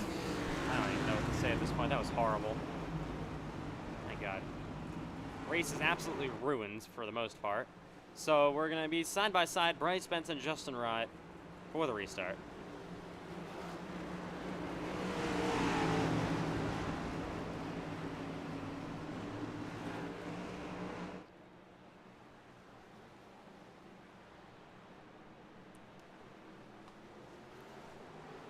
Ooh, Benton and Arat side by side. We're back underway in the Charlotte 600.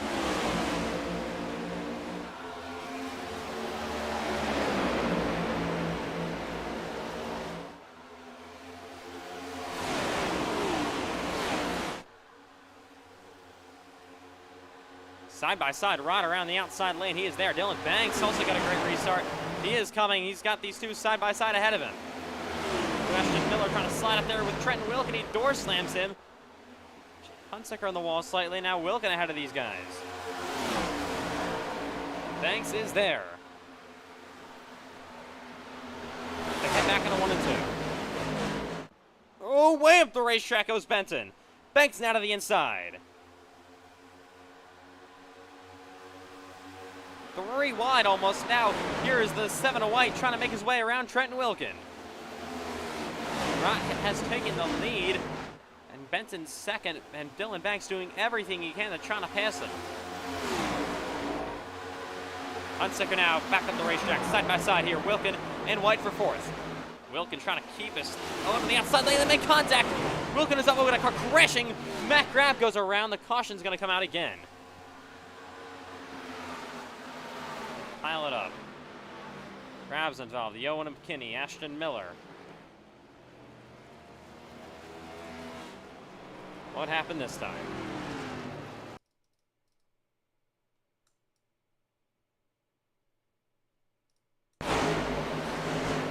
Oh, Grab just lost it all by himself ahead of Leonard, and hard at the wall he goes with Christian Leonard and Miller involved there. Should end Leonard and Matt Grab say, and then I don't know where Zane Ramon's going.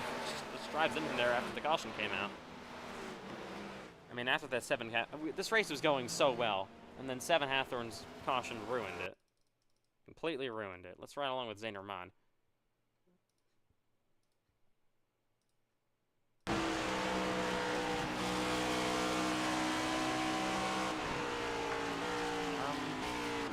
Not quite sure why he went low, but okay.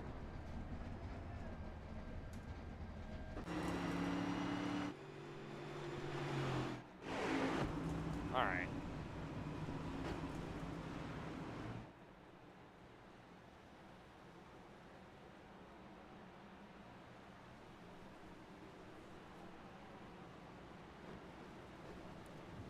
We're not coming to the shoes this time by. I think 81 Hope actually gets 3 passes. We get some cars pitting in the back. All right, let's take a look down pit road to Christian Leonard. He is absolutely destroyed. And obviously, Leonard. He's not going nowhere at this point.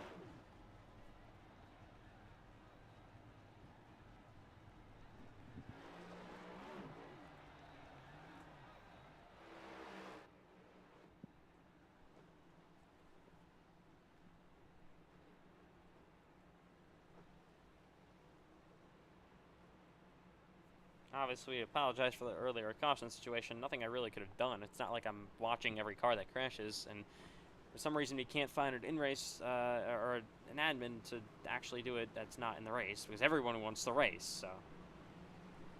God.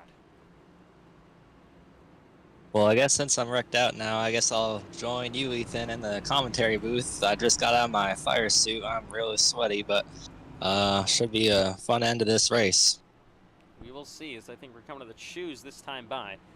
Let's try to that. I'm honestly, truly very pissed off right now, because everything was going well. Good race, like 20 plus cars on the lead lap, then it just got absolutely ruined.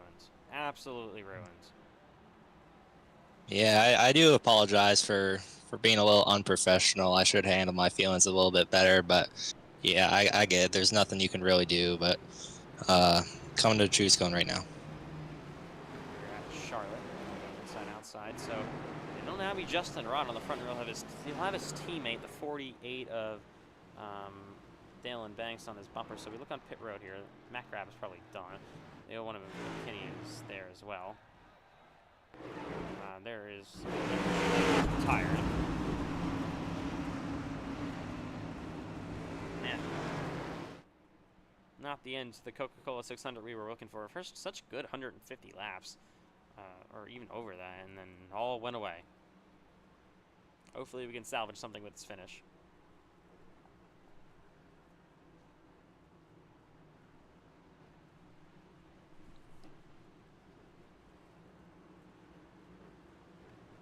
Man, I'm just shocked that Hunsicker is in 5th place right now. I mean, I thought he was done after the first wreck he has, but he's staying strong up there in top 5. Gotta respect the grind.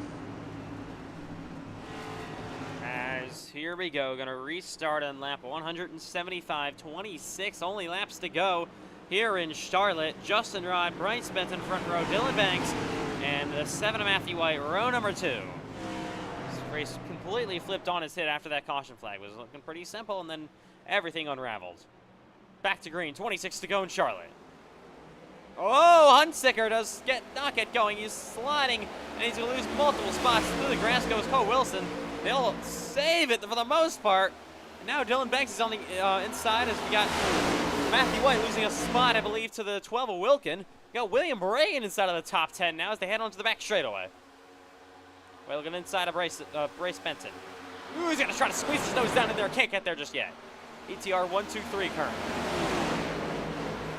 Benton, or I should say not Benton. Matthew White way up the racetrack. To the outside now goes Cameron Chandler. As they head back into 1 and 2. 3 wide almost. Oh, they are gonna be contact. Chandler's wrecking. Wilson's wrecking as well. Caution. Again, Havrilla is involved. So is the 77 of Hunsicker. Multiple big crash on the back straightaway. Hunsicker hits the wall yet again. And this will take out more and more contenders, man. And the 8 of Cameron Chandler, he is all torn up. Yeah, Andrew Stacy also pretty torn up as well. That's just more really just painful for his terrible season that he's had. Let's watch. And, yep, netcode. What a shot. Thank you, iRacing. Alright, Stacy just gets a piece of it, of course, down the back straightaway, and then Hunsicker, he'll hit the wall. Oh, it took a huge shot. That'll probably, might this time end his day. I don't know. Cameron Chandler, he is destroyed. That is not what he needed in the points. Riding along with Hunsicker. Yeah, just complete netcode. Chandler gets slammed into the wall. And there goes Hunsicker around. Havrilla involved. Into the wall goes Braden Hunsicker. What has this race turned into? I mean, honestly, I'm riding along with Havrilla. Yeah, just complete netcode. iRacing, I just don't understand it. How we still haven't fixed this issue.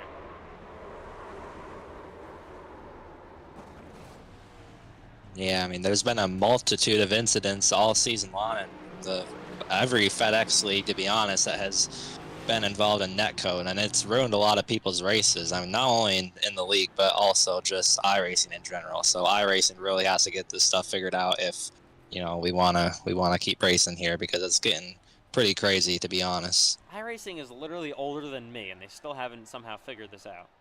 So, honestly, I don't even know what to say.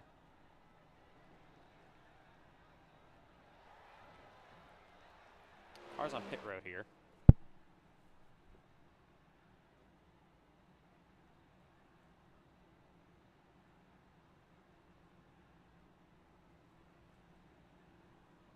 Just to give you a rundown of people who are out of today's race, Christian Leonard, Matt Graves, Seven Hawthorne, Cole Clausen, Zane Ramin, Jacob Clarino, Connor Esbel, Diego Rodriguez, Jacob Malone, and Mark Prince have all retired from today's race. So very unfortunate for all of these guys. I mean, even before the halfway break, it was just Asbel,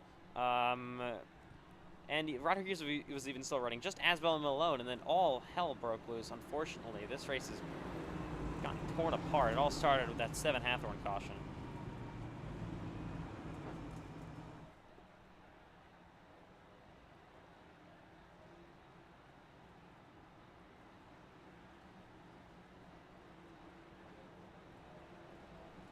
Or actually, I apologize. Zane Ramin is actually still on the track. He's 17 laps down, but he's avoided the chaos, so maybe he can salvage a few positions here.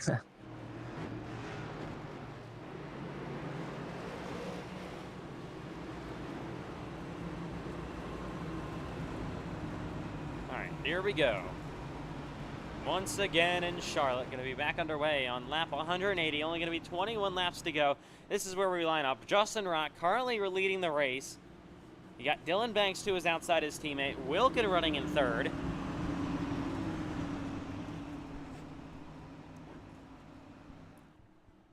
Here we go. Coming back to the green flag. Going to be at lap 180. 21 laps to go. Where's the field? So we got a car on. Oh, that's Cole Clausen. Braden Hunsaker, I believe he is done as well. Cameron Chandler, he is still rolling. Fortunately for him. But he's back 13th, so he has big damage, so I don't think he's going to be in the battle for the win anymore. Here we go. Banks having big blinks.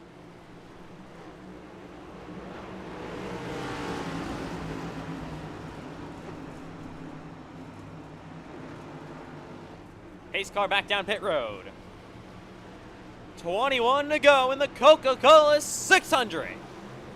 Oh, Wilkin gives a shove to his teammate, the 76 arrive as they get back underway. Here comes Dylan Banks trying to get in line with Wilkin, but Wilkin let him go no wall. They are teammates, of course, at ETR. Side by side now for second place as they head down the back straightaway. Wilkin on the bottom, Banks on the outside, door to door. Where's Matthew White going to go? Yep, Bryce Benton involved there as well. Coming outside, here is Dylan Banks trying to clear the 12 of Wilkin, but they are still side by side, heading back down the front straightaway.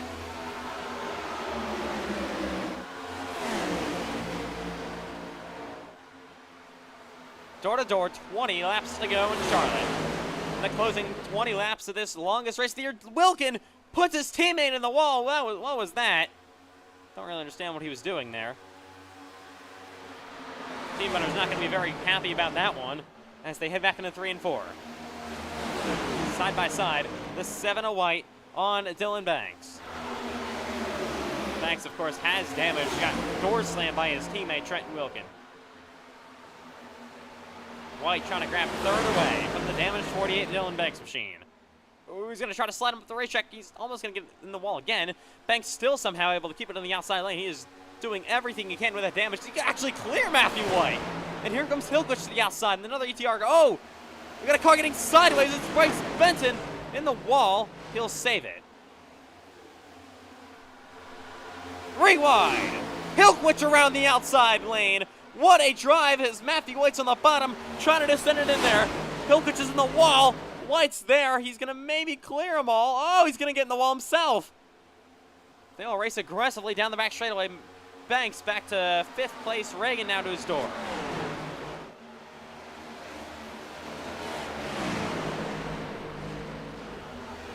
Wilkin, the P2, trying to run down just the drive with 17 to go in Charlotte. Banks, he was up there battling for the win, just got door slammed by his teammate Trenton Wilkin. And he is back now to 6th place or so.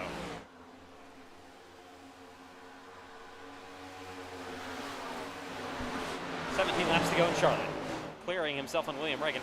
I mean, with all this chaos that is going on, the unfortunate chaos that has basically torn up this race to shreds, we have just seen so many new players in the front of the field. Of course, now you got Hilkwich, the 81 up here. How about William Reagan running in 6th? Logan Giesbrecht 7th. John Butler 8th. Ashton Miller, he's had a terrible day. He's currently P9. McKinney inside the top 10 as well. Bryce Benson, he's back to 11th. What happened? Oh yeah, he got loose. Hilkwich trying to pass Matthew White. Oh, and the wall, I think both of them go. Hilkwich got to run down this front straightaway yet again. Where is he going to try to make his move? As they head back into 1 and 2.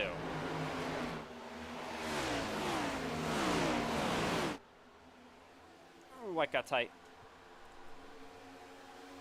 Matthew White has been so close. The Charlotte 600 wins in the past. He currently runs in 3rd. 4 of the top 5 are from Ethan Trendler Racing. They have been so good lately. Won the All-Star race, won Michigan, looking for a Coca-Cola 600 victory tonight. And for the battle for 8th place, Ashton Miller takes away from John Butler. Ashton Miller trying to work his way back to the front of the pack.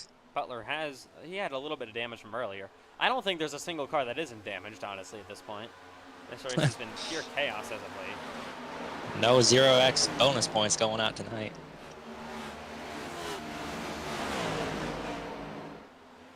Ooh, man, looks like Logan Gisbrecht really just slammed the wall right there coming out of turn 4. And to the inside goes Ashton Miller. He's gonna put a slide job on him. Maybe it's not gonna work. Will John Butler think about 3 wide? Doesn't get 3 wide at that point. Miller actually somehow clears himself.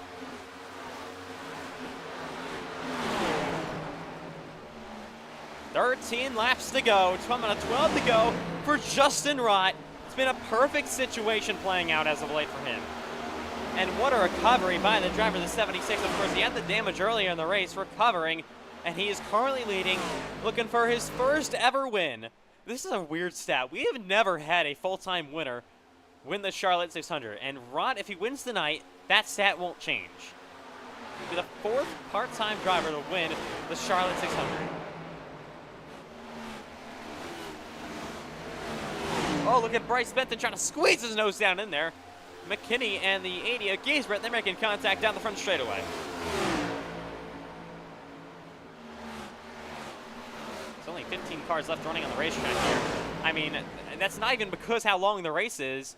Like, maybe about, what, like lap 160, we had like 21 cars still in the lead lap.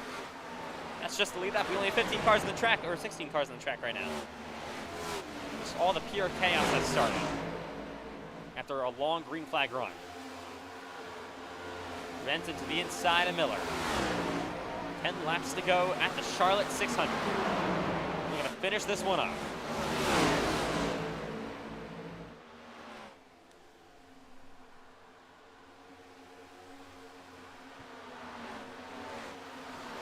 Side by side, down the back stretch of the 3 and 4.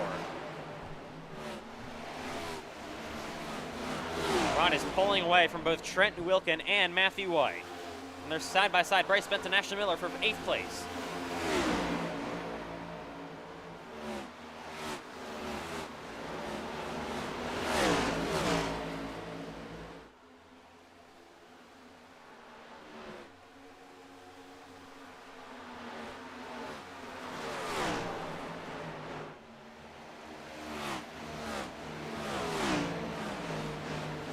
Laps to go in the season number 4 Charlotte 600. We're towards the end of this race. Big shove, Ashton Miller getting shoved by that 01 of McKinney. It's still a very competitive race inside of the top 10, even though the field is very thinned out over these last couple of times. Andrew Stacy, he's slowed down the back straightaway. Just go to lap him. Wilkin doing everything he can to try to run him down. Oh, now he got compromised with a lap car. Really kill his line and probably lose him 2 tenths. 7 tenths of a second to gap. 7 laps to go in Charlotte. Justin Rott has an Xfinity Series win in his pocket this season. full-time in the Xfinity Series. Had a good year there. Did not expect this tonight, especially after taking damage earlier in the race. Looking for his first ever Cup Series victory with under 7 laps to go at the Charlotte 600. Oh, Wilkin hit the wall. Gotta be careful, can't make mistakes. He's in a good position to finish second. With just 6 laps to go.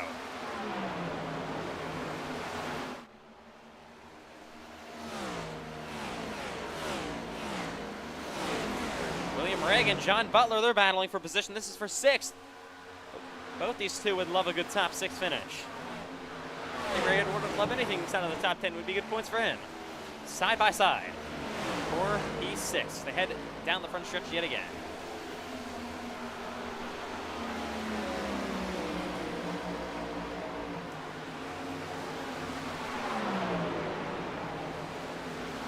Big send back to the inside for John Butler. He's clear on William Reagan. Takes that spot away. Now Matthew White trying to run down 12 of Trent Wilkin for second. Justin Rod off turn 4 he goes, coming up 4 laps to go in the Charlotte 600. There's Cole Clausen tricking car. 4 to go.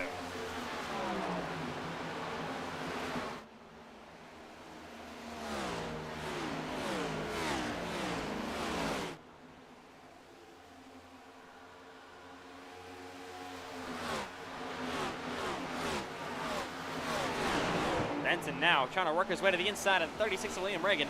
I mean, it's insane how much Justin Rock got saved by that caution coming out for 7 half. Look at this battle going side by side with 3 to go now.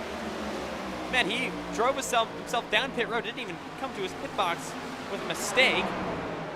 Reagan will lose 7th, maybe he will lose 8th. With Reagan coming. Like I was saying, drove through the... He was going to have to like pit again and lose all that track position. He was going to be probably like a lap down or so.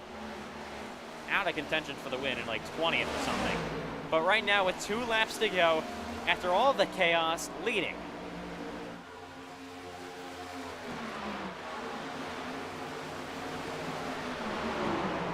Two laps remaining in the Coca-Cola 600. 199 laps of 200.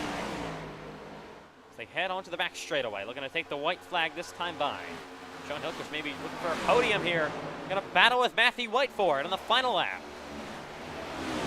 As Justin Rott's gonna take the white flag under green. 1 to go in Charlotte.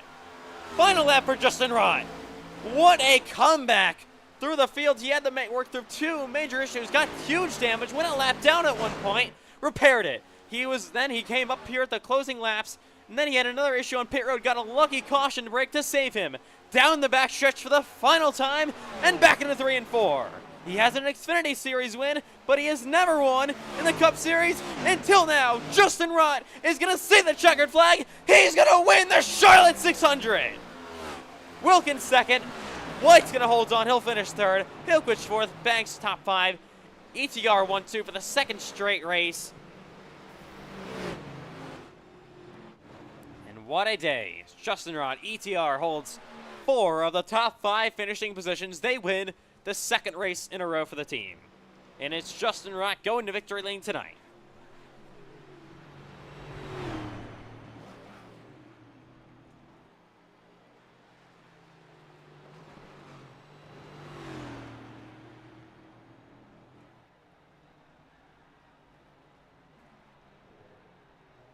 And he will burn it down. Your winner of the Charlotte 600 this season.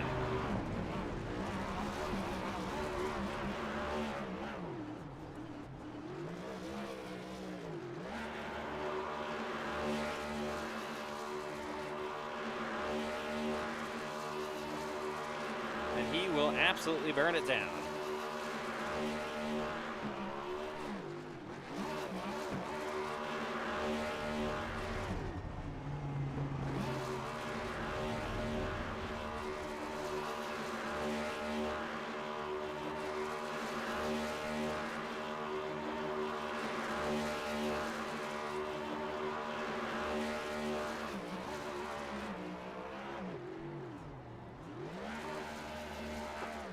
What a day for the driver of the 76, Justin Rott.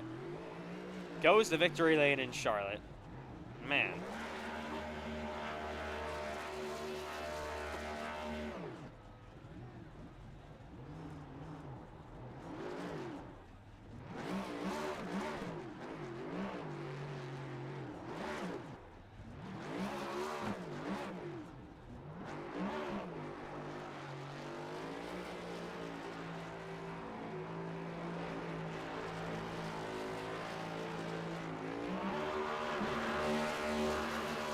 Still burning that thing down to the ground. What a win and a day for Justin Wright.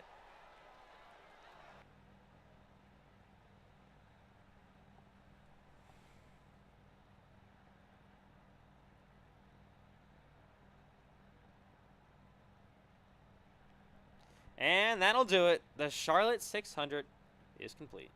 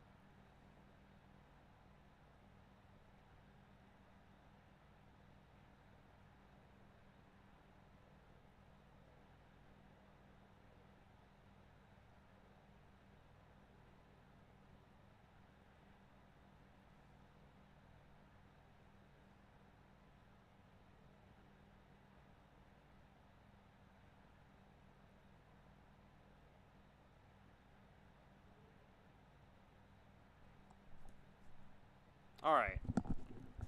Post-race interviews coming up here in Charlotte. What a day. Justin Wright, what a day for ETR. They finished 1, 2, 4, 5.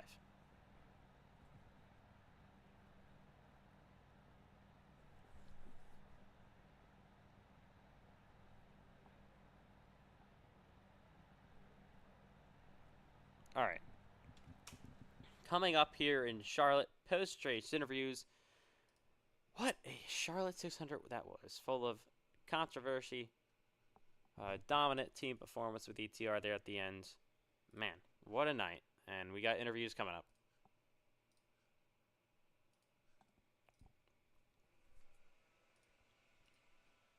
First up, going to be your winner, Justin Wright. Justin Wright, your first ever Cup Series victory comes in one of the most important races of the season, the Coca-Cola 600. So, of course, it was an absolutely insane race there at the end. It all started with it was a relatively clean. You guys, of course, had a big mistake there on pit road. First of all, where I got told at least you drove through the pit road without pitting.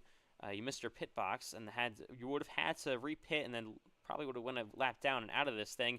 You got a lucky caution, then that just brought out the absolute chaos. You take advantage of all of that, and you come home with the win. So what was it like also even having the repair early damage? So much to go through tonight to becoming a winner in the Charlotte 600. That was probably one of the goofiest races and wins I'll ever have. That was really funny. I mean, it kind of sucked. Like, the damage I got early, obviously I was pretty quick early on, and then I got that damage and literally went a lap down because I hit the wall once. That's how bad it was. That was crazy. And then I was really lucky to get the caution at the end of the stage, or before the end of the stage, so I could get my lucky dog and then fix some damage under the next caution, take tires and everything.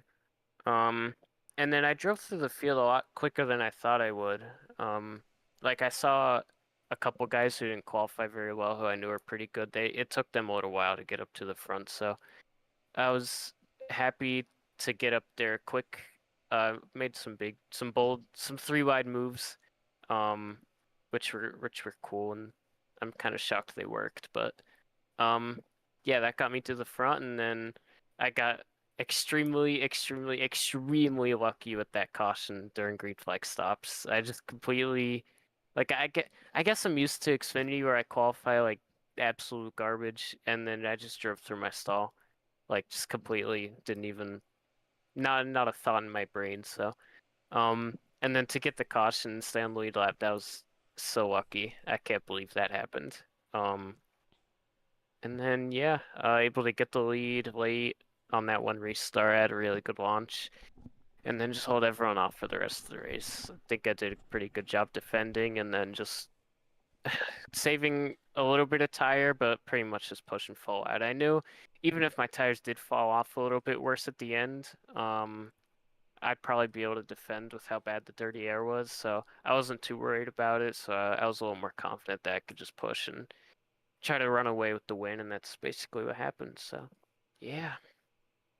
So, of course, a great win for you guys. Your first ever Cup Series start as well, officially. You get the win in an insane race all around. So many comers and goers throughout the race. You guys are one of them. And then, you, of course, come home. You're there at the end for the win. You finishing up an ETR 1-2-4-5. So, what was it like with the teammates there and ultimately whole team coming home inside the top 5 tonight? Well, I'll be completely honest. I don't know. I have no idea who my teammates are. But it worked out really, really well that we were all able to be up there, and I'm glad I was working with the 12 on the last restart. I let him know when I was gonna go, so hopefully him and Dylan could battle because I knew Dylan was probably gonna be my biggest threat there at the end. I saw he was really, really quick, just before the cautions and everything. So, I think he sped on pit road under caution or something. I don't really know what happened, but it told me to pass him, and that was kind of like when I got ahead of him, and I think I got through the field a little better than him. That was kind of the final straw and the nail or coffin something.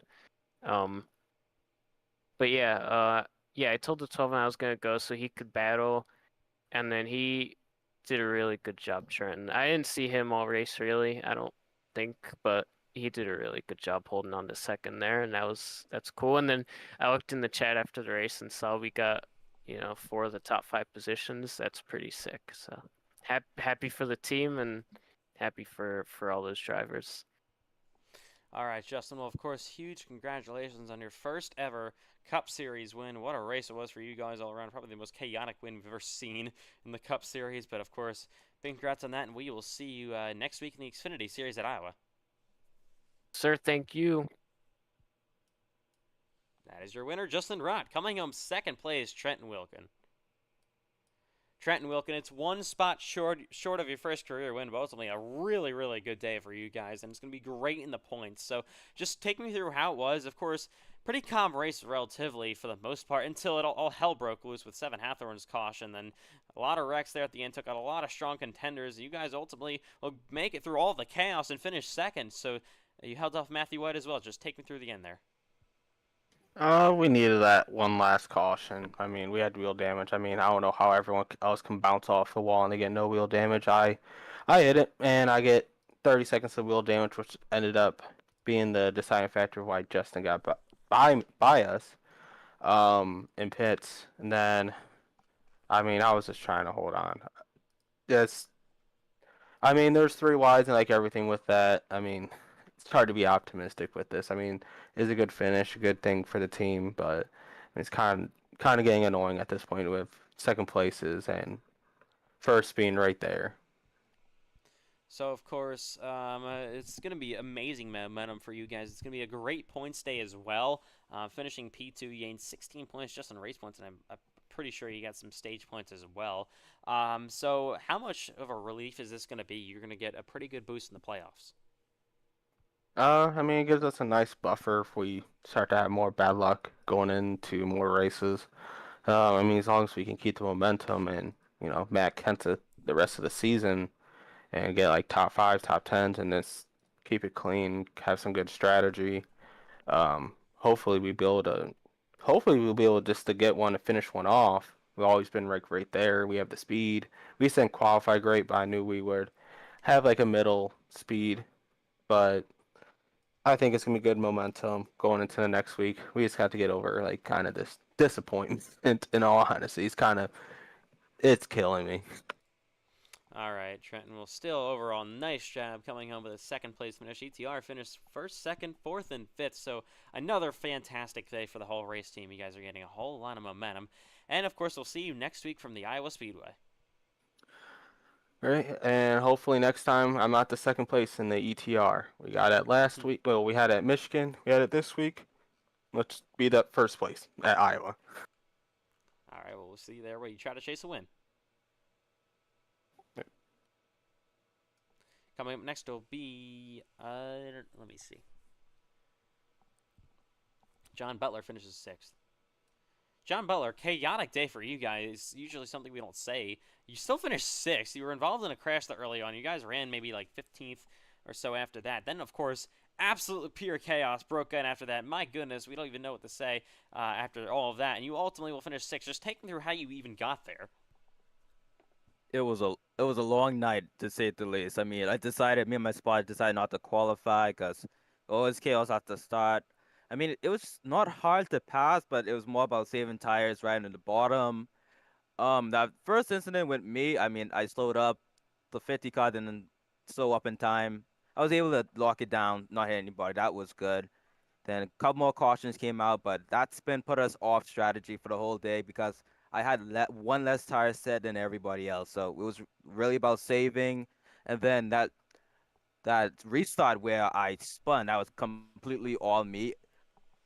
I accidentally had it in first gear, but stomped it down like I was in second, and the thing just wheel spin around. Completely my fault. Spotter was gonna tell me to start in second, but he was blinking, so completely on me. Then for the rest of the race after that, it was just all about getting damage fixed and just saving tires. And like you said, all the chaos at the end really helped towards my sixth place finish. So I'm happy with that. All right, John. So, of course, you guys have been racking off the top 10s, I feel like, all season long. You sit seventh in points entering this race. We're going to update some race track pretty soon, so we'll see where you sit after that. You entered a couple points behind Dylan, or like 20 or so points behind Dylan Banks. You should, I think, still be P7 in the standings, so, but with a bit of a better buffer, I should say, over the playoffs. So, what's your thoughts on that as we head to the final 7 races in the regular season? My thoughts is just the same thoughts since last season. Just survive. Make sure you're there at the end. Don't get crashed is high priority, number one. But these tracks coming up, they're a little more slow. As you see on the list, you got Iowa coming up, ND, Kansas, and of course you have Daytona to finish off the regular season. But it's all about survival. Also, I would like to thank once again my spotter Barry Cohen Jr. This was his anniversary of spotting me in FedEx. His first race spotting me was this race last season. He did an amazing job this race, kept me out of trouble for the most part once it wasn't my fault. And he's a big part of why I'm able to do these races so safe, so clean, be able to finish these races. So I would like to thank him once again. All right, John. Well, of course, great job getting yet another top 10 finish for you guys. You guys are wrapping those off as of late, and we will see you in Iowa next week. Thank you. Good night, everybody. All right, so next up going to be, I believe, Dylan Banks. He came home P5.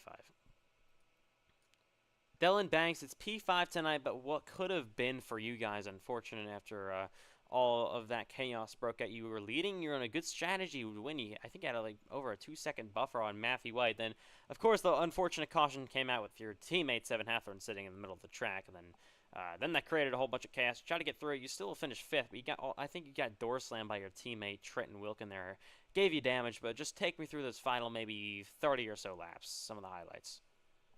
Yeah, it's just everybody's going for it, you know. I didn't get any damage from Trenton. Just got into the wall a little bit. Surprised I didn't get any damage, but yeah, dirty air is just bad. It's hard to pass, so you just got to make your moves precise and quick, or else you're just gonna burn the stuff up trying. So yeah, definitely unfortunate. With that caution coming out, feel like we had it in the bag. But that's just how it goes sometimes. But yes, uh, it's definitely frustrating, but got to keep your head high and uh, move on. So, of course, still another top 5 finish for you guys. You guys have had a good amount of those. Of course, the team finishes 1, 2, 3, 4, 5. So, another fantastic day for ETR. So, how much confidence are you guys building as a whole team together? Oh yeah, well, this team is great. I mean, the teamwork is showed tonight. 1, 2, 4, 5. So uh, when this team's working together and everybody's on their A game, it shows up. This somebody that can beat us. Um, it doesn't matter who they are, who they think they are, but just a lot of praise to this team. They go in every race with with their mindset, with the right mindset, and they have a will to win. And it showed tonight for sure. Each and every single one of them at ECR is it's always a pleasure racing with them. They they're just the best, man. Good teammates, really good guys, and nothing but love for them for sure. All right, Dylan, of course, great job. Another top 5 finish for you guys, and we will see you next week at Iowa Speedway. Thank you, buddy. That was Dylan Banks. Coming up next will be Bryce Benton, finishes 7th. Bryce Benton, not the greatest of luck there towards the end of the race for you guys. You had good speed, top 5 pace for a lot of the day. Ultimately, it'll be a 7th place finish. You had that one huge moment. If you didn't have that, you probably could have been up there battling for the win. Just what happened there to kind of end your chances for the victory? Yeah, well, I got driven through twice. This race. The last one, I think, is the one you're mentioning. Yeah, pretty much. I know. Yeah, William Reagan was on my inside, and he kind of drove it in a little deep, but I was also coming down, so I don't know if that was fully his fault or my fault. It was just kind of a 50-50 thing, but yeah, that was pretty unfortunate. I was able to rebound a little bit, but. Yeah, just not really the best race. Yeah, I don't know. I also did not feel comfortable with the setup. It just felt plowing tight, at least for me. I've heard some people say it's loose, some people it's tight. I don't know, but for me, I felt like it was really tight, and also in the dirty air, I was really bad. I feel like if I got clean air, I probably could have been pretty good, but it is what it is. Yeah, we'll just go and move on to next race. Of course, next week is Iowa Speedway. Of course, sorry about that. I think we're getting moved by some of our friends in the hall. But anyways, next week is Iowa Speedway. It's a short track, I guess. Last time we visited there was season 2. You were racing the Xfinity Series there. I think you had a pretty good run. So what is your confidence level heading into Iowa? Yeah, I mean, I feel like the Xfinity race, that Xfinity race is pretty irrelevant because one, I'm a lot better of a driver now. I had pretty good raw speed that race, but I did not know how to save tires back then. I was still learning, so yeah. But also the other thing that makes that kind of irrelevant is also that there's the new rescan for Iowa, so that'll be interesting. I don't really know how that's gonna go. I don't know. It's kind of just unknown, but usually Iowa is one of my stronger tracks. I did do an IndyCar race there, and I did pretty solid, but that's IndyCar. It's not really that relevant. So I don't know. We're kind of just going to the unknown next week, but hopefully we can try to have a good run and try to go for a win. All right, Bryce. So, of course, great job coming home still with a top 10 finish after having to make your way through the chaos there at the end of the race. But we will see you next week from Corn Country in Iowa. Yep. And that was the 9 of Bryce Benton. Of course, we'll finish in 3rd place. Man, what a day from the Charlotte Motor Speedway. Unbelievable Charlotte 600. Honestly unfortunate that the late race chaos happened. It was going pretty well. Everyone seems pretty content, and we looked like we were going to have a good battle for the win, but unfortunately, just not meant to be. But we still had first-time winner tonight. Justin Rott goes to victory lane, of course. All right.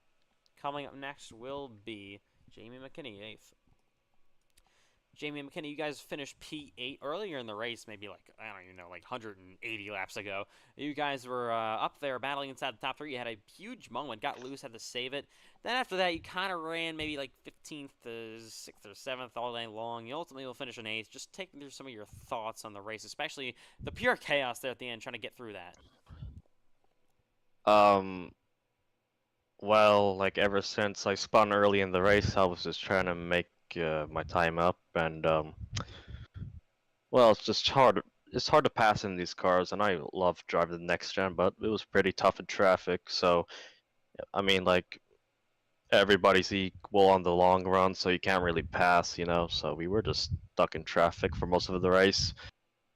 But I don't, I don't know how to explain how I got the good finish, except for getting lucky with avoiding the wrecks. But I somehow became a part of it because I got collected by somebody else. But it's good. But they should get rid of Christian Leonard because he ran through me and a bunch of other guys during this race. So I think that's something you guys could look into. But I don't know. Honestly, I think this race was okay, but need to work a little better on my car control with this next gen car, and I think I'll be back on track. All right, Jamie. Well, still nice job on the run here tonight. Top 10 finish, but we'll see you. What's the next start going to be able to do? Maybe next week or something. I don't know. Maybe All right. Watkins Glen because I really love that track. So we'll see what happens. All right. Well, we will see you in the next race you're able to do. Yep. See ya. Coming up next, a couple more to go here. Before we finally finish up the night, will be William Reagan comes from another top 10. William Reagan, you guys really took great advantage of the chaos there late in the race. I think you also were on a good pitch strategy there. Got helped out by the caution. You guys come home with a top 10 finish and another great points day for you guys. So what was your reaction after you were like the only other, like there was two other cars that stayed out with you after that caution came out and gave you guys good track position to ultimately get a top 10 here tonight? It was kind of just my only option. This car doesn't suit my driving style here that well, so I just had to play a Hail Mary strategy at the end. And I usually there's always a caution during a pit cycle. I trusted my gut and it worked out, and that caution really changed everything basically after that. And learned a lot from the early parts of the race. I learned what lines to run, and I actually learned how to save my tires a bit more on that last run. So, of course, two back-to-back great points days in a row to put yourself inside of the playoffs. Do you...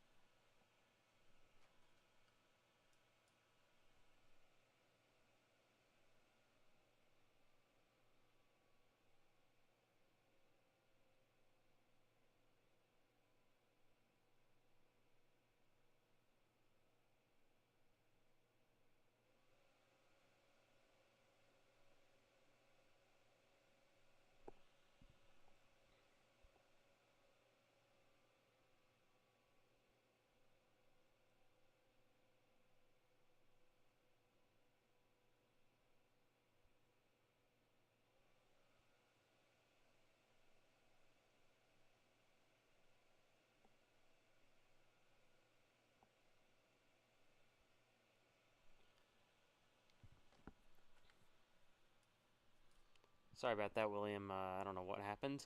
But anyways, what were we talking about? Oh, yeah, the point situation. So, of course, you guys still sit, I think, above the playoff cut line. Do you guys think you're going to be able to hold that for the final 7 races of this regular season? I know I'm gonna miss one more race between the regular season and now, but I think I have a good shot at holding that gap above the cut line. I feel very good about the tracks coming up. I've actually never run Iowa, but I'm actually excited for that track. All right, William, and of course, great job on the run here tonight. It's another top 10 finish. Great day overall, but we will see you next week from Iowa Speedway. Thank you.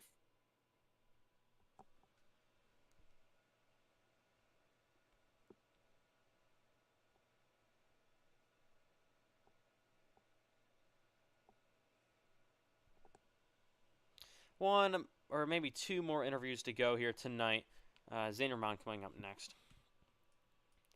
Zainerman, ultimately, I think you guys still finished. It's somehow 16th place. in tonight's race. So you guys had an issue earlier on. You got big damage. You running outside the top 20 after that. And then all the chaos broke out in front of you, and you guys will actually score 2 race points because of how many cars DNF'd late in the race because all that pure chaos. Just take me through your thoughts on all that. Yeah, this race was just, I think probably after stage 1, it was completely it was a complete disaster. Spinning out on the restart, I tried to avoid it. I thought I was clear, but then the car decided to just get back onto the track, and then I don't know who hit me, but they slammed into me. They broke the front toe link. I tried to get it moving again, but I fell 2 more laps down because of it. Car kept spinning around, so. But I mean, eventually I got it back onto pit road and repaired most of the damage. So yeah, I fought to the end, and salvaged a 16th place finish. Same place where I finished in trucks. So, of course, we're moving on to the Xfinity Series at Iowa next week. So it's a short track. What do we really expect from you next week, do you think? I mean, with the playoffs gaining, we have I think about 5 races left till season finale at Daytona. But yeah, I really don't know. It's just I've had some experience with short tracks, especially in the Legends car. But yeah, we'll just have to wait and see. Okay, so of course, Sandy, nice job still coming home with a finish there at the end. You gained I don't even know, 7 spots, 8 spots there at the end was the amount of DNFs we had, and you'll still get a point or 2 out of it. So we'll see you next week in Iowa. Yep, thank you. One last thing. Quick shout out to the guys and to the people in the EOJ and the Elements of Justice community. Ran a scheme on one of the members. Mequity, she was a bot, beloved one really. So yeah, she got shut down. So yeah, this paint scheme I made was a tribute to her. And tomorrow, Catalan Northern's owner and founder Mason, his 18th birthday is tomorrow. So quick shout out to him. Happy birthday, man. Happy early birthday, man.